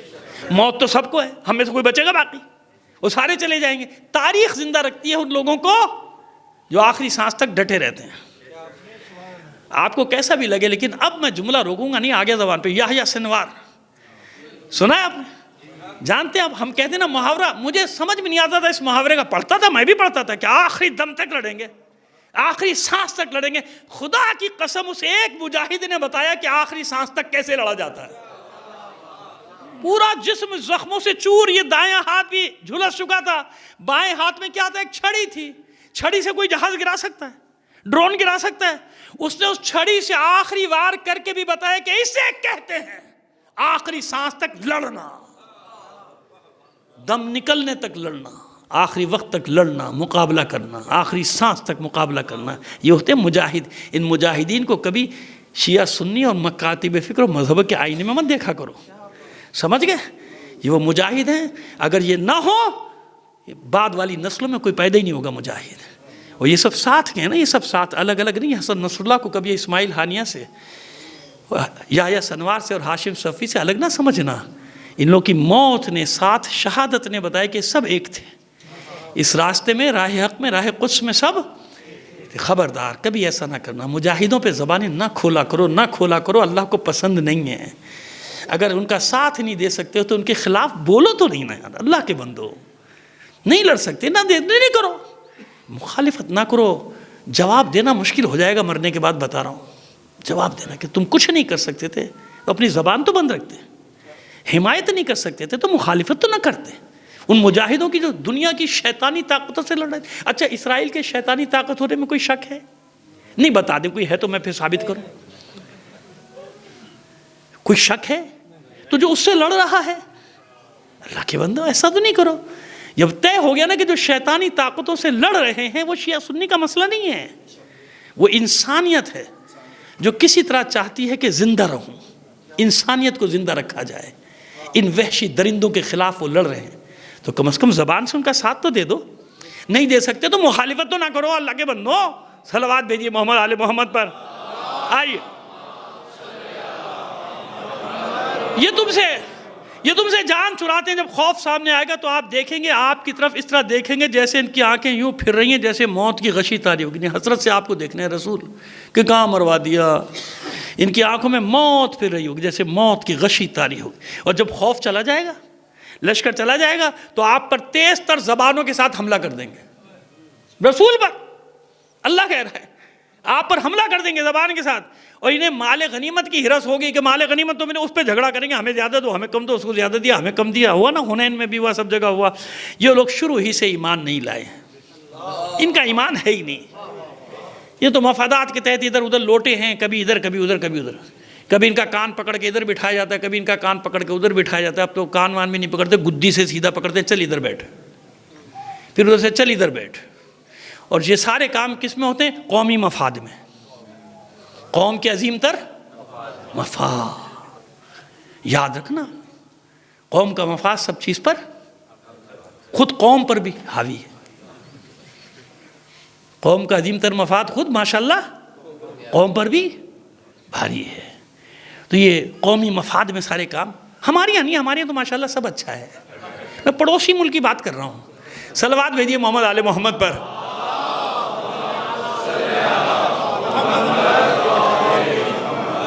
بس یہ لوگ شروع ہی سے ایمان نہیں لائے تھے، خدا نے ان کے اعمال کو برباد بھی کر دیا. یہ کیا کرتے تھے؟ ان کی سوچ کے یہ پوری جنگ احزاب چل رہی ہے، یحسبون الاحزاب لم یذهبوا ویأتی الاحزاب یودوا لو انہم بعدون فی الاعراب یسألون عن انبائکم ولو کانوا فیکم ما قاتلوا الا قلیلا۔ یہ لوگ ابھی تک اس خیال میں کہ کفار کے لشکر گئے نہیں، جب کفار کا لشکر چلا گیا تو ڈرے ہوئے تھے کہ پتہ نہیں گیا کہ نہیں گیا، گیا کہ نہیں گیا لشکر، نہیں ابھی نہیں گیا، نہیں نکلو، ایسا نہیں، مارے پکڑ گئے، وہ چلا گیا لشکر، کہتے حیران ہو کے دیکھتے اچھا لشکر چلا گیا، ان کو یقین نہیں آ رہا تھا کفار کے لشکر گئے نہیں ہیں۔ اور اگر دوبارہ کہیں لشکر آ جائے تو جانتے کیا کہیں گے؟ کہتے کاش ہم بادیہ نشین ہوتے، یعنی بدو ہوتے، وہ صحراؤں میں کہیں گاؤں دیہاتوں میں جو ریت کے جو ہوتے ان کے علاقے وہاں رہ رہے ہوتے، اور وہاں سے ہم تمہاری خبر لے رہے ہوتے، لوگوں سے پوچھو اب کیا حال ہوا، اب کراچی کا کیا حال ہے، اب لاہور کا کیا حال ہے نا، اب فلاں جگہ کا کیا حال ہے۔ اس پر ہم نے بہت کچھ لکھا ہے، یہ انشاءاللہ سنا دیں گے آپ کو، آپ کے کام کی چیزیں۔ اسی خیال میں تھے کہ لشکر نہیں گئے، اور اگر دوبارہ لشکر آ جائے تو یہی چاہیں گے کہ کاش ہم دیہاتیوں کے ساتھ صحراؤں میں آباد ہوئے ہوتے، وہاں سے تمہاری خبریں دریافت کرتے رہتے، وہاں سے پوچھتے رہتے، بے خبر نہیں ہم تمہارے لیے پوچھتے رہتے۔ ہمارے ایسے ہیں کچھ دوست، ہمیں اس پر اعتراض نہیں کہ جاؤ جو اللہ کا حکم ہے، جاؤ جہاں روزی تنگ ہے ہجرت کر لو، جان کو خطرہ ہجرت کرو، ہجرت پہ ہمیں کوئی اعتراض نہیں، کبھی بھی نہیں ہوا، کیونکہ اللہ اور رسول کا حکم ہے۔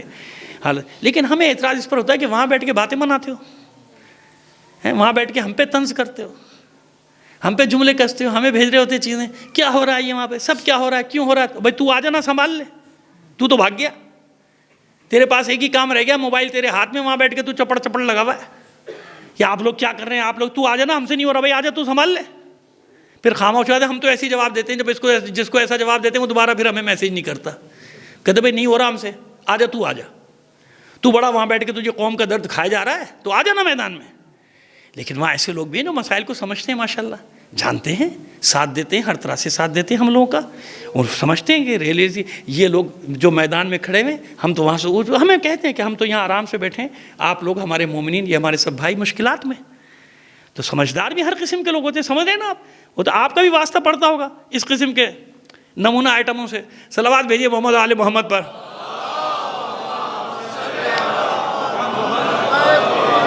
اور اگر یہ حبیب آپ کے ساتھ بھی رہتے تھے نا تو یہ جہاد وہاد نہیں کرتے، یہ پیچھے ہی رہتے۔ کہاں رہتے؟ یہ پیچھے پیچھے چل رہے ہوتے، بعد میں بھی سامنے آتے ہیں۔ اب یہ وہ آیت ہے جس کو اکثر آپ سنتے ہیں، بچوں کو یاد بھی ہے، لیکن یہ نہیں پتا تھا کہ کہاں کی آیت ہے۔ یہ احزاب کی آیت ہے، لَقَدْ کَانَ لَكُمْ فِي رَسُولِ اللَّهِ أُسْوَةٌ حَسَنَةٌ۔ کہاں کی آیتوں کو لوگ کہاں فٹ کرتے ہیں مجھے نہیں معلوم۔ یہ تسلسل احزاب کا، یعنی احزاب میں جو حضور کی ثابت قدمی ہے، استقامت ہے، کہ اس میں تمہارے لیے اسوہ حسنہ ہے، کہ جب ایسے حالات ہو جائیں، احزاب جمع ہو جائیں، جب لشکروں پہ لشکر جمع ہو جائیں تو ڈٹ جاؤ میدان میں، اور اللہ کے وعدے پر یقین رکھو۔ ابھی آگے آ رہی ہے اس کے بعد بتا دیں گے۔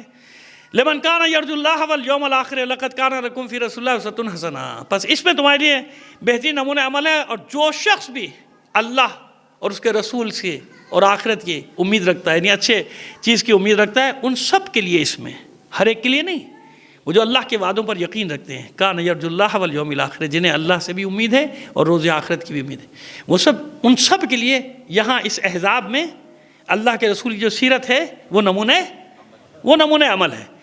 وذکر اللہ کثیرا، اور یہ وہ لوگ ہیں جو اللہ کا ذکر بہت زیادہ کرتے ہیں۔ ولما رأى، وہاں کیا تھا؟ منافقین نے جب وہ دیکھی ایک ہی لشکر، یہ ابھی آج کی بات آپ کو بتا رہا ہوں، ایک ہی لشکر، منافقین نے دیکھا تو کیا کہا کہ اللہ اور اس کے رسول کا وعدہ جھوٹا تھا، کاش ہم نہ آئے ہوتے، ہم کہاں پھنس گئے، کدھر آ گئے۔ ولما رأى المؤمنون الاحزاب، اب مومنین کا ذکر، کہ جیسے ہی مومنین نے دیکھا اس لشکر کو، اتنی بڑی طاقتوں کو، یہ آج کی بھی بات یہی ہے، جنہیں یقین ہے وہ جانتے کہ آخری مارکہ آنے والا ہے، اس لیے سارا کفر و شرک و نفاق ایک جگہ جمع ہو رہا ہے، یہی اللہ کا وعدہ ہے، یہی اللہ کا وعدہ ہے کہ سب ایک جگہ اکٹھے ہو جائیں گی، جتنی اللہ کی دشمن طاقتیں سب ایک جگہ اکٹھے ہو جائیں گی۔ وَلَمَّا رَأَى الْمُؤْمِنُونَ الْأَحْزَابَ قَالُوا هَٰذَا مَا وَعَدَنَا اللَّهُ وَرَسُولُهُ۔ انہوں نے کیا کہا کہ اللہ اور رسول کا وعدہ جھوٹا ہے۔ مومنین نے جیسے اس لشکر کو دیکھا، کہا یہی وہ وعدہ ہے جو اللہ اور اس کے رسول نے ہم سے کیا تھا، وَصَدَقَ اللَّهُ وَرَسُولُهُ، اور بے شک اللہ اور اس کے رسول کا وعدہ سچا ہے۔ سمجھ میں آگئی بات؟ آج بھی یہی ہے۔ کیا وعدہ ہے؟ جب کفر و شرک و نفاق اپنے عروج پر پہنچے گا، جب وہ آئے گا جسے اللہ نے پردے غیب میں رکھا ہے، تو جو مومن یہ دیکھ رہا ہے اس کا یقین بڑھتا جا رہا ہے کہ بس اللہ کے وعدہ پورا ہونے کا وقت نزدیک آ گیا۔ سمجھ میں آ رہی ہے بات؟ یہ سورہ احزاب اس لیے پڑھ رہا ہوں آپ کے سامنے، سورہ احزاب۔ وَمَا زَادَهُمْ إِلَّا إِيمَانًا وَتَسْلِيمًا۔ مومن جب ان لشکروں کو دیکھتا ہے تو سوائے ایمان اور جذبہ تسلیم و رضا کے کچھ اضافہ نہیں ہوتا، یعنی اس کا ایمان بڑھتا جاتا ہے، اس کا جذبہ تسلیم و رضا بڑھتا جاتا ہے، جتنے لشکر دیکھے گا، جتنی مصیبتیں دے گا، اس کا یقین اللہ اور اس کے رسول کے وعدے پر بڑھتا چلا جاتا ہے۔ یقین، یہ آج کا یقین ہے تشیع کا، یہ آج کا یقین ہے ہمارا کہ جب حالات اس نہج پر پہنچ جائیں کہ انسانیت بے بس نظر آئے تو سمجھ لو کہ کچھ ہونے والا ہے۔ قصے کہانیوں کی کتاب تھوڑی ہے قرآن مجید۔ قرآن مجید نے فرعون اور نمرود کے داستان نقل کر کے بتا دیا کہ یہ ہوگا، اطمینان رکھو۔ جب فرعون یہ سمجھے گا کہ اب کوئی اس کے مقابلے میں نہیں، وہ سب سے بڑا پالنے والا ہے، انا ربکم الاعلی، میں تمہارا سب سے بڑا رب، میں تمہاری سب سے بڑی طاقت، میں سپر طاقت، میرے سامنے کوئی نہیں۔ جب کوئی طاقت یہ نعرہ لگائے، فرعونی نعرہ، سمجھ لو کہ اب موسیٰ آنے والا ہے۔ یہ فرعونی نعرہ ہے کہ میں سب سے بڑی طاقت ہوں۔ جب یہ نعرہ لگے سمجھ لو میرا موسیٰ آنے والا ہے، فرعون آنے والا ہے۔ اس لیے کیا ہوگا مومن کے ایمان میں؟ اب سمجھ میں آیت کا مطلب کہ ایک ہی واقعہ، ایک ہی جنگ۔ منافقین کا حال کیا تھا؟ دل اچھل کے حلق میں آ گئے، یہ مروا دیا، کس طاقت سے ٹکرا دیا ہم کو؟ ساری طاقتیں اکٹھا ہو کے آ گئی ہم پر حملہ کرنے کے لیے۔ ان طاقتوں سے لڑے گا کون؟ ان کا مقابلہ کون کرے گا؟ اور مومن کیا کہہ رہا ہے کہ یہی وہ وعدہ ہے جو اللہ اور اس کے رسول نے ہم سے کیا ہے۔ لہذا وہ شہید راہ قدس حسن نصراللہ جانتے ہیں جب یہ لڑائی شروع ہوئی تو اس نے کیا کہا تھا؟ اس نے کہا تھا اسی دن کا تو انتظار کر رہے تھے کہ کب براہ راست اس امریکہ سے لڑیں گے جس کے خلاف صرف نعرے لگاتے تھے۔ یہ ان کا یقین، یہ ان کا یقین جو اپنے ساتھیوں کو دے کر گیا، اپنے بعد والوں کو دے کر گیا۔ میں نے بتایا نا کہ جتنے حملے شہادت کے بعد ہوئے نا اسرائیل پہ، اتنے تو اس کی زندگی میں بھی نہیں ہوئے۔ جب ہی تو گھٹنے ٹیک دیے اسرائیل کے، بھائی جان چھوڑو، ہمارے ساتھ سیز فائر کرو، نہیں لڑ سکتے۔ انہیں پتا تھا یہ دوسری قوم ہے، 39 دن والے اور ہیں، وہ کل انشاءاللہ پرسوں آئے گا زندگی اگر میری، وہ خیبر میں آئے گا۔ اب بات سمجھ میں آگئی؟ چلیے وَمَا زَادَهُمْ إِلَّا إِيمَانًا وَتَسْلِيمًا، سوائے ایمان اور جذبہ تسلیم کے اور ان میں کچھ اضافہ نہیں ہوتا۔ آئیے 23ویں آیت، آپ مجھ سے بھی اکثر سنتے رہتے ہیں، ایک صلوات بھیجیے محمد آل محمد پر۔ 23ویں آیت، من المؤمنین رجال صدقوا ما عاهدوا اللہ علیہ ومنهم من قضى نحبه ومنهم من ينتظر وما بدلوا تبدیلا۔ اسی سورہ احزاب کی آیت ہے۔ مومنین میں کچھ مرد ہیں، کیا ہیں؟ مومنین میں کچھ مرد ہیں جو اللہ سے کیے ہوئے اپنے عہد کو پورا کرتے ہیں۔ اللہ سے اپنے کیے ہوئے عہد کو بھول بھی جاؤں تو مجھے بتا دیجئے گا پرسوں۔ رجال کا مجھے معنی کرنا ہے، آج میں معنی نہیں کر رہا ہوں کیونکہ یہ وہیں اچھا لگتا ہے جہاں تشریح آسانی سے سمجھ میں آ جائے۔ تو وہ انشاءاللہ پرسوں جب خیبر پڑھیں گے نا تو پھر آئے گا آپ کو مزہ رجال کے تشریح سننے کا۔ ابھی بس اتنا یاد رکھیے، وَمِنَ الْمُؤْمِنِينَ رِجَالٌ، مومن میں کچھ رجال ہیں، مرد ہیں، صدقوا ما عاهدوا اللہ علیہ، جو ان کے اوپر اللہ کا طرف سے عہد ہے اسے یہ پورا کرتے ہیں۔ وَمِنْهُمْ مَنْ قَضَى نَحْبَهُ، ان میں سے کتنے ہی اپنا عہد پورا کر کے جا چکے۔ وَمِنْهُمْ مَنْ يَنْتَظِرُ، اور کچھ ہیں جو اپنی باری کا وما بدلوا تبدیلا، یہ وہ مجاہدین ہیں کہ کبھی بھی تم انہیں اپنی سنت میں تبدیلی لاتے ہوئے نہیں دیکھو گے، یعنی ہر دور میں ایسے ہی رہیں گے۔ انہیں اس کی پرواہ نہیں ہوتی کہ دشمن کتنا بڑا ہے، کیا ہے، کیسا ہے، کدھر سے، ایسے کوئی پرواہ نہیں۔ یہ صرف اپنے عہد و پیمان کو پورا کرتے ہیں۔ وہ عہد و پیمان کیا ہے کہ معبود ان الذین قالوا ربنا اللہ ثم استقاموا، بے شک جب کہہ دیا کہ اللہ ہمارا رب ہے تو پھر کیا کیا؟ اپنے اس قول پر ثابت قدمی سے ڈٹ گئے۔ اب اور کوئی طاقت نہیں، سب سے بڑی طاقت وہ ہے جس کو ہم نے اپنا رب کہا ہے، جس کو ہم نے اپنا۔ تو بس یہ چھوٹا سا لشکر، احزاب کا منظر سمجھ میں آ گیا؟ بھاگ گئے سب، اپنے گھر خالی، ہمارے گھر خالی ہیں، چھوڑ چھاڑ کے بھاگ گئے جلدی جلدی میں ایک جگہ سے۔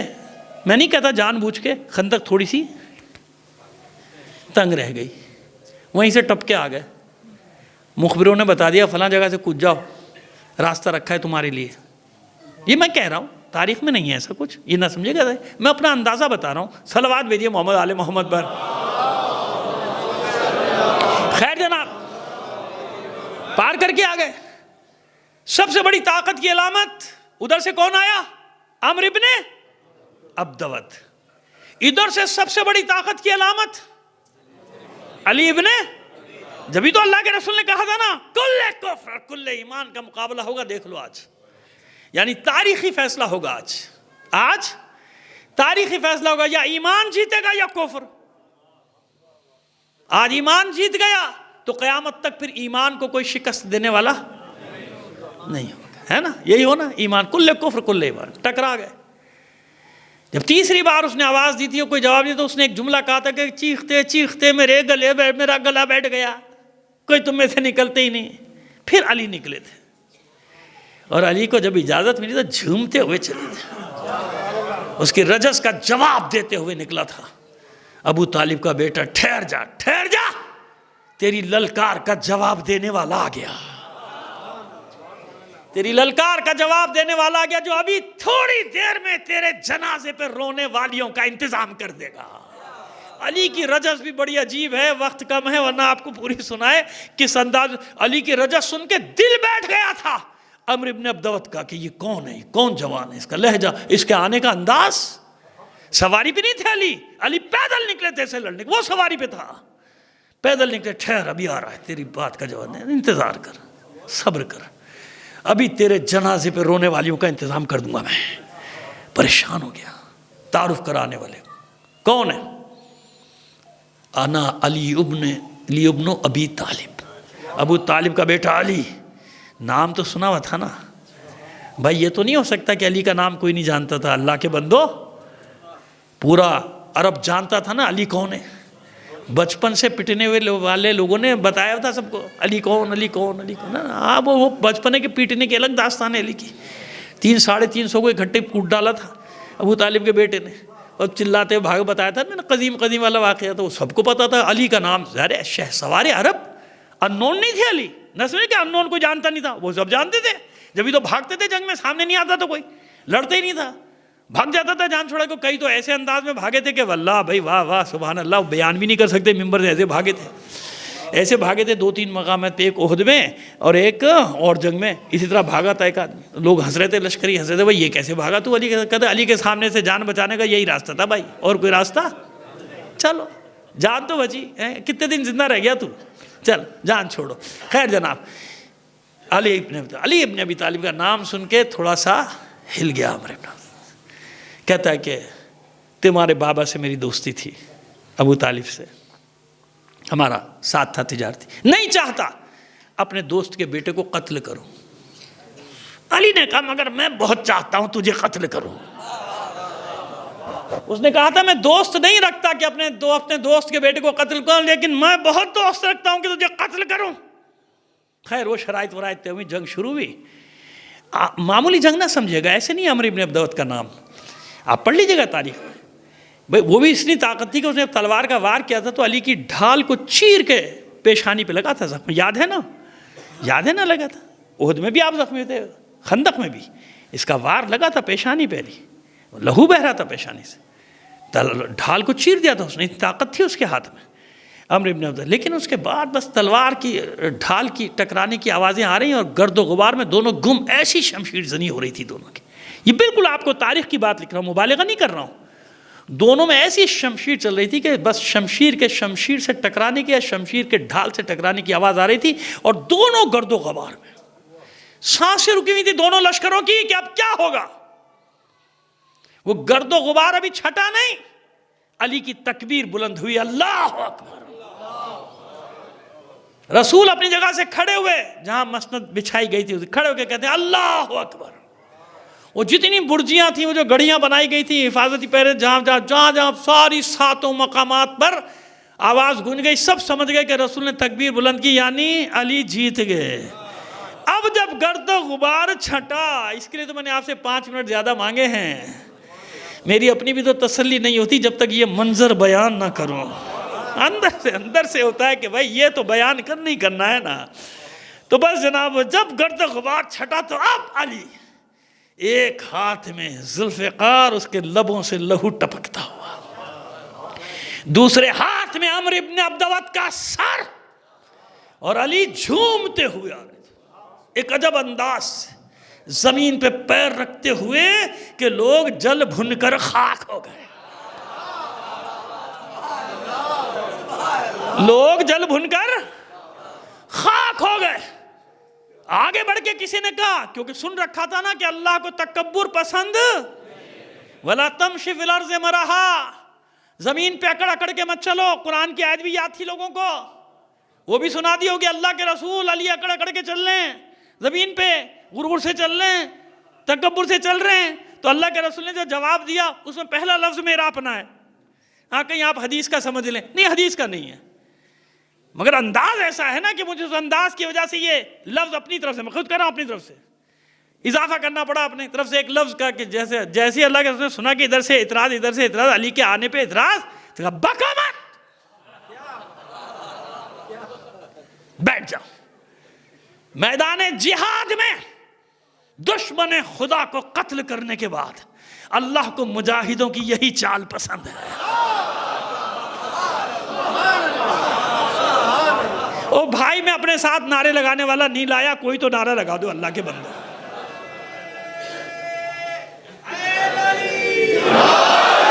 وہ یہاں ماشاءاللہ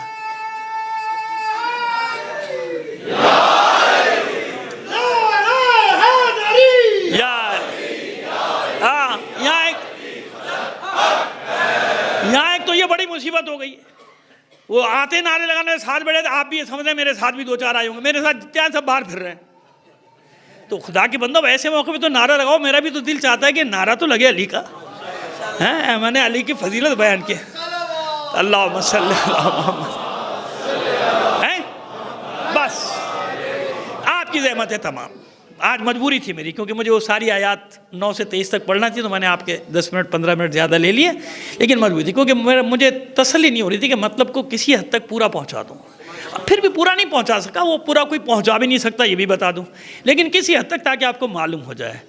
تو خندق میں شکست ہو گئی، بھاگ گئے اتنے بڑے بڑے پہلوانوں کو، نوفل وغیرہ کو، سب کو علی نے ٹھکانے لگا دیا، اوپر سے اللہ نے جنود لشکر بھیجا ہوا کا، ان کے دلوں پہ خوف کو طاری کر دیا، بھاگ گئے سب۔ صبح جب اٹھے دیکھا سب طوفان میں اڑ چکا، آندھیاں چل رہی ہوں، لشکر وشکر سمیٹا، اور بھی کچھ ایک کاروائی ہوئی تھی جس کے سب کو بھاگنا پڑا۔ خندق کا فاتح کون؟ سمجھ میں آ گیا؟ اس خندق کے نتیجے میں کیا ہوا کہ مدینہ ہمیشہ کے لیے محفوظ، خیبر تو باہر جا کے ہوئی ہے نا بھائی، مدینہ ہمیشہ کے لیے محفوظ۔ پھر کسی کی ہمت نہیں کہ مدینے پر حملہ کرے، تو کس نے محفوظ کیا مدینے کو؟ ایک قبیلہ باقی بچا، باقی سب کو دوڑا دیا تھا۔ کیا تھا؟ سازشوں کی بنا پہ بنی سلیم، بنی غطفان، بنی قینقاع، بنی نذیر، سب کی چھٹی، سب نے خلاف ورزیاں کی تھی نا، سب کو دوڑا دیا، سب لگے۔ ایک بچا بنی قریظہ، جس کا انشاءاللہ زندگی نہیں، کل میں بتاؤں گا کہ کیا قصہ ہوا۔ یہ جنگ ختم ہو گئی، کون فاتح بنا؟ علی کی وجہ سے جیتے نا، کل ایمان قرار پائے علی، کل ایمان۔ تو یہود و نصارہ، یہود و کفار پہ، منافقین میں ضرب کس نے لگائی؟ علی کی ایک ضربت۔ اب دیکھیں نا، اب میں ایسے خود تو اپنی طرف سے تھوڑی کہہ رہا ہوں، یہ حدیث بھی وہاں موجود ہے نا، ان کی ضربت علی یوم الخندق افضل من عبادت الثقلین، یہ ثبوت میری بات کا، علی کے آج کے دن کی ضربت ثقلین کی عبادت سے افضل ہے، جن و انس کی عبادت سے۔ کیوں؟ اس ایک ضربت نے ضمانت دے دی قیامت تک اسلام کی بقا کی، ہے نا؟ ایسے تو نہیں لوگ کہتے ہیں، وہ جاہل تو نہیں تھے جو کہہ کے چلے گئے اسلام کے دامن میں، اور اس کے سوا کیا ہے؟ ایک سجدہ شبیری، ایک ضربے، ایک علی کی ضربت، ایک علی کے بیٹے کا سجدہ، سمجھ میں؟ ان دو چیزوں نے قیامت تک کی ضمانت دی۔ آندھیاں آئیں گی، طوفان آئیں گے، حملے ہوں گے، لیکن اطمینان رکھو، علی کی ایک ضربت نے محفوظ کر دیا ہے۔ کیوں؟ پیدا ہوتے رہیں گے علی کے غلام ہر زمانے میں، ڈٹ جائیں گے، ان طاقتوں کے مقابلے میں گھبرانا مت. میں نے اسی لیے احزاب پڑھی کہ دیکھو دو گروہ ہیں، ایک منافقین کا ہے، ایک مومنین کا ہے. مصیبتیں جب بڑھتی ہیں تو مومنین کا ایمان اور بلند ہو جاتا ہے، منافقین بھاگ جاتے ہیں. پریشان نہیں ہونا ہے، بالکل بھی نہیں ہونا. حالات خود بتا رہے ہیں، گواہی دے رہے ہیں کہ کچھ ہونے والا ہے. ثابت قدم رہو، ڈٹے رہو، ڈٹے رہو میدان میں، سب کچھ ہوگا. ہو ہی نہیں سکتا، سنت الہی نہیں ہے. کسی نمرود کو نہیں چھوڑا مشیت نے، کسی فرعون کو مشیت نے نہیں چھوڑا، کسی یزید کو چاہے کل کا ہو چاہے آج کا، مشیت نے نہیں چھوڑا. سنت الہی کے خلاف ہے. کیسے ہو سکتا ہے کہ مظلوموں کا خون بہایا جائے، شیر خوار بچوں کو قتل کیا جائے، حاملہ عورتوں کے پیٹ چاک کر دیے جائیں، معصوم بچوں کے حلق میں گولیاں ماری جائیں؟ کیسے ہو سکتا ہے؟ مشیت دیکھ رہی ہے نا. بس جتنا بڑا ظلم ہوگا نا، ظالم کا انجام بھی اتنا ہی بھیانک. ظالموں کا انجام بھی ویسے. بات یہ کہ کھڑے رہو، میدان میں کھڑے. معصوم کونین جانتی نہیں تھی کہ حق نہیں ملے گا؟ جانتی تھی نا. بس میں نے آپ کی زحمتوں کو تمام کیا. جانتی تھی نہیں، پھر کیوں گئی دربار میں اپنا حق طلب کرنے؟ سوال ہے. معلوم تھا نہیں دیں گے بھائی، نہیں دیں گے واپس، کیوں گئی؟ معصومہ نے دربار میں جا کر احتجاج ریکارڈ کرایا. نہ دو، لیکن تاریخ گواہ رہے گی کہ میں نے آواز بلند کی تھی. یعنی اپنے حق کے لیے آواز بلند کرنا سکھایا معصومہ نے. رسول کے بعد سب سے پہلے جس نے اپنے حق کے لیے آواز بلند کی وہ کون ہے؟ خود دختر رسول ہے. کہ ملے نہ ملے، کیونکہ آواز بلند نہ کی جائے گی تو لکھا جائے گا تھا ہی نہیں. ہوتا تو آواز بلند کرتے، ہوتا تو مانگتے. نہ دو، لیکن ریکارڈ میں رہنا چاہیے کہ میں نے اپنے حق کے لیے آواز. دیکھیے کتنا بڑا، وہ کہتے ہیں نا 9 گھنٹے کھڑے رہتے. مجھے اس سے بحث نہیں ہے، میں بالکل ایک واقعیت پسند اور حقیقت پسند انسان ہوں. میرے لیے اتنا ہی کافی ہے بس کہ رسول کی بیٹی کو دربار میں جانا پڑا. اب اس میں حاشیہ آرائی کرنے کی مجھے ضرورت ہی نہیں ہے. میں کیوں حاشیہ آرائی کروں؟ بھئی یہ حقیقت ہے کہ فاطمہ کو، رسول کی بیٹی کو دربار میں جانا پڑا.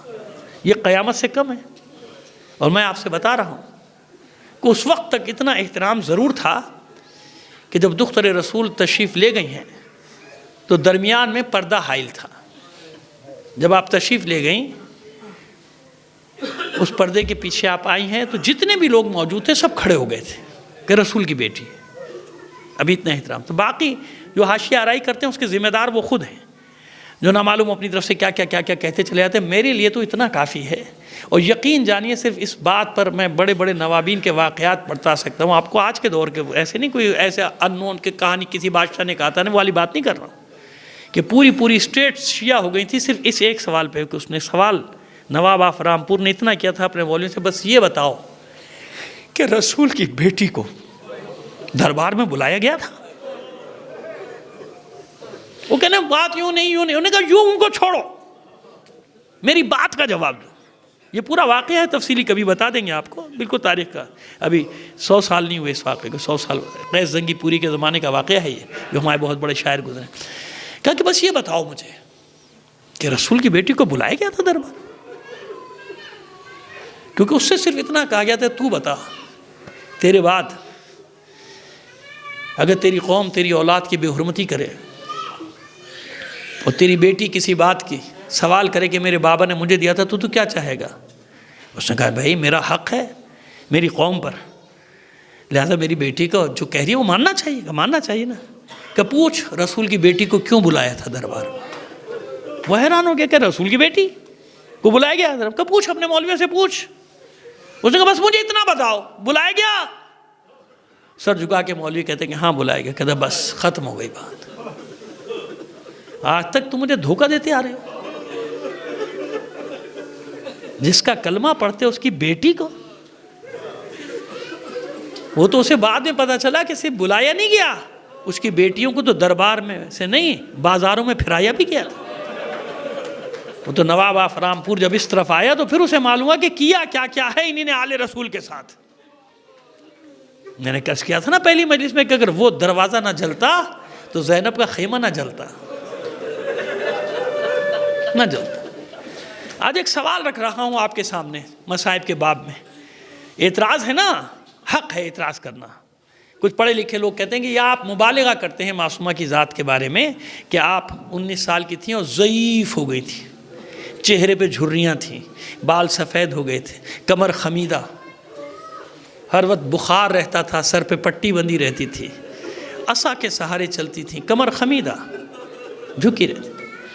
یہ نہیں ہو سکتا ہے. یا تو پھر 19 سال کی نہیں ہوں گی، ضعیف ہوں گی. 19 سال کی خاتون کیسے بوڑھی ہو جائے گی؟ چلو 21 سال رکھ لو، 23 سال رکھ لو، کچھ بھی نہیں، 25 سال زیادہ سے زیادہ. لیکن آپ انصاف سے بتائیں 25 سال کی عورت بوڑھی ہوتی ہے؟ ضعیفہ ہوتی ہے؟ نہیں ہوتی نا. پھر کیا مسئلہ کیا تھا؟ دو باتیں آج کریں گے آپ سے. پہلی تو وہ بات ادھوری رہ جائے گی. دربار میں گئی تھی نا معصومہ، تو اپنی بچیوں کو ساتھ لے کر گئی تھی، زینب و ام کلثوم کو. حالانکہ ایسی جگہ انسان بچوں کو نہیں ساتھ لے کے جاتا جہاں اسے ذرا سا بھی خدشہ ہو کہ میری اہانت ہوگی نا، نہیں لے کے جائے. میرے بچوں کے سامنے میری اہانت نہ ہو. لیکن آپ اپنی بچیوں کو ساتھ لے کے گئے. کیوں؟ تاکہ جب میں خطبہ دے رہی ہوں تو میری دونوں بچیاں میرے لہجے کو دیکھیں. ماں خطبہ دے رہی تھی، زینب ام کلثوم اپنی ماں کے رخ انور کی زیارت کر رہی تھی. میری بچیوں، دل و دماغ میں اتار لو اس لہجے کو. ایک دن تمہیں بھی ایسے ہی خطبے دینا پڑیں گے. میں کہتا ہوں اے مادر حسین، بہت گناہگار ہوں، اتنا گناہگار کہ منہ دکھانے کے قابل نہیں ہوں آپ کی بارگاہ. لیکن ایک سوال ذہن میں آتا ہے، معصومہ، اے دختر رسول، آپ جب دربار میں آئیں اتنا تو ہوا کہ پردہ حائل کر دیا گیا، اتنا تو ہوا کہ لوگوں نے ظاہری احترام کیا اور کھڑے ہو گئے. لیکن جب آپ کی بیٹیاں دربار میں جائیں گی، نامحرموں کا مجمع ہوگا اور آپ کی بیٹیوں کے سروں پہ چادر بھی نہیں ہوگی. جب زینب کو خطبہ دینا پڑے گا تو نامحرموں کا ہجوم ہوگا، بازار ہو یا دربار. آئیے اب آپ کو وہ منظر بتا دوں کہ ہوا کیا، مسئلہ کیا تھا، کیوں ایسا ہوا. علی جنازہ تیار کر رہے تھے، اس دوران آپ کی ایک چیخ بلند ہوئی، سنی باہر لوگ، گھر میں جو لوگ تھے. بعد میں پوچھا کہ یا ابوالحسن، جب آپ معصومہ کی تجہیز و تکفین کر رہے تھے، مصروف تھے، تو آپ کی ایک فریاد بلند ہوئی، چیخیں تھے. پھر رونے لگے علی. کہتے ہیں کیا بتاؤں؟ جب جلتا ہوا دروازہ دختر رسول کے پہلو پہ گرا تھا، کتنی ہی پسلیاں ٹوٹ گئی تھی، مگر دختر رسول نے مجھ سے شکایت نہیں کی. سمجھ میں آئی بات؟ عزیزو بیٹھے ہوں گے ڈاکٹر، جانتے ہوں گے، میں خود اپنی بات بتا رہا ہوں، وہ مجھ پر گزری ہے. میں گر پڑا تھا بلندی سے، اور ایسا گرا کہ میری پسلیوں میں چوٹ لگی. میری پسلی نہیں ٹوٹی، لیکن اتنی شدید تکلیف تھی کہ ڈاکٹر نے جو دوائیں وغیرہ دی، کہا کہ دیکھیے 1 ہفتے تکلیف رہے گی، لیکن خدا کا شکر ہے ہڈی بچ گئی ہے، ٹوٹی نہیں ہے. لیکن یقین جانیے، میں آج تک مجھے یاد ہے کہ کئی دن تک میں سانس نہیں لے سکتا تھا صحیح. یعنی یہ ڈاکٹر جانتے ہیں کہ پسلی میں اگر چوٹ لگ جائے تو سانس لینا کتنا مشکل ہے. ہر سانس میں مجھے درد ہوتا تھا، میں ایسے اپنا ہاتھ پسلیوں پہ رکھ لیتا تھا، ایسا درد ہوتا ہر سانس میں. اور اس وقت میں سوچتا تھا کہ میری پسلی ٹوٹی نہیں ہے، اور اتنا درد محسوس کر رہا ہوں. جس بچی کی، جس رسول کی بیٹی کی پسلیاں ٹوٹ گئی ہوں. یاد رکھیے، اندر کی تکلیف اور کرب چہرے پہ ظاہر ہوتا ہے. جبھی تو آپ چہرے دیکھ کے کہتے ہیں کہ کیا بات ہے، کیوں پریشان ہو، تمہارے چہرے پہ غم کیوں، پریشانی کیوں، خوشی کیوں، سب ہے نا. تو جتنا بھی اندر کی تکلیف ہوتی ہے چہرے پہ، تو جو پسلیاں ٹوٹنے کا کرب تھا، وہ جو برداشت کرتی تھی معصومہ، اس کرب کی وجہ سے آپ کے چہرے پہ جھریاں پڑ گئی تھی، اس تکلیف کی وجہ سے. وہ درد کی شدت تھی، پسلیوں کے ٹوٹنے کے تکلیف کی شدت تھی کہ آپ کے بال سفید، آپ سیدھی قامت کے ساتھ کھڑی نہیں ہو سکتی تھی، کمر خمیدہ رہتی تھی، اس لیے عصا ہاتھ میں۔ یہ وہ اذیت تھی جس کے بعد آپ آخر وقت تک بخار یعنی تپ میں رہتی تھی، پٹی بندی رہتی تھی۔ یہ تھا حال معصومہ کا۔ اس عالم میں مجھے بتائیے کس طرح حسین کو آغوش میں لے کے چکی پیستی ہوگی۔ یہی ہے وہ ماں، بس آخری جملہ سن لیجئے، یہی ہے وہ ماں۔ شب عاشور زینب نے پشت خیمہ سے کسی بی بی کے رونے کی آواز سنی تھی۔ فضا ذرا ماجائے کو تو بلا کر لا۔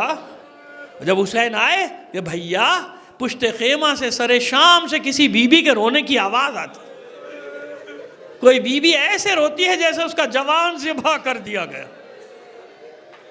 حسین کی آنکھوں سے اشک جاری ہوئے، بہن پہچانا نہیں، یہ کوئی اور نہیں، ہماری ماں زہرا ہے۔ ہم نے مدینہ چھوڑا تھا، ماں نے مزار چھوڑ دیا تھا۔ بس ایک جملہ اور سن لیجئے۔ جانتے ہیں نا آپ کہ حسین جب ذوالجناح سے نیچے تشریف لائے تھے تو تیروں پر معلق تھے، ہے نا؟ سب نے ایک ہی بات لکھی کہ اتنے تیر تھے کہ آپ کا جسم اتھر زمین سے لگنے نہیں پایا تھا، تیروں پر معلق تھا۔ میں کہتا ہوں نہیں، تیر نہ بھی ہوتے تو حسین کا جسم نازنی زمین سے لگ نہیں سکتا تھا۔ کیوں نہیں لگ سکتا تھا؟ اس لیے کہ جب حسین ذوالجناح سے نیچے آ رہے تھے کوئی ماں گود پھیلائے بیٹھی تھی۔ میرے حسین تجھے آج ہی کے دن کے لیے چکیاں پیس کر الا لعنت اللہ علی القوم الظالمین وسیعلم الذین ظلموا منقلب ینقلب۔ معذرت میں نے آپ سے زیادہ وقت لیا، کل انشاءاللہ کوشش کریں گے کہ اپنے وقت میں مجلس ختم ہو، لیکن بہرحال آج مضمون ایسا تھا، آپ کا شکر گزار بھی ہوں، آپ نے میرا ساتھ دیا۔ دعا بھی مختصر کرائیں گے، پروردگار تمام مومنین کی جائز حاجتوں کو پورا فرما دے۔ اور آج جن مرحوم کے ایصال ثواب کی یہ مجلس تھی، سید کیا نام ہے بھائی، اقبال، سید خورشید اقبال ابن سید سرفراز حسین، اپنے مرحومین اور تمام شہداء کو شامل کر کے ایک بار سورہ فاتحہ، 3 بار سورہ توحید یا سورہ اخلاص کی تلاوت فرما دیجیے گا۔ بسم اللہ۔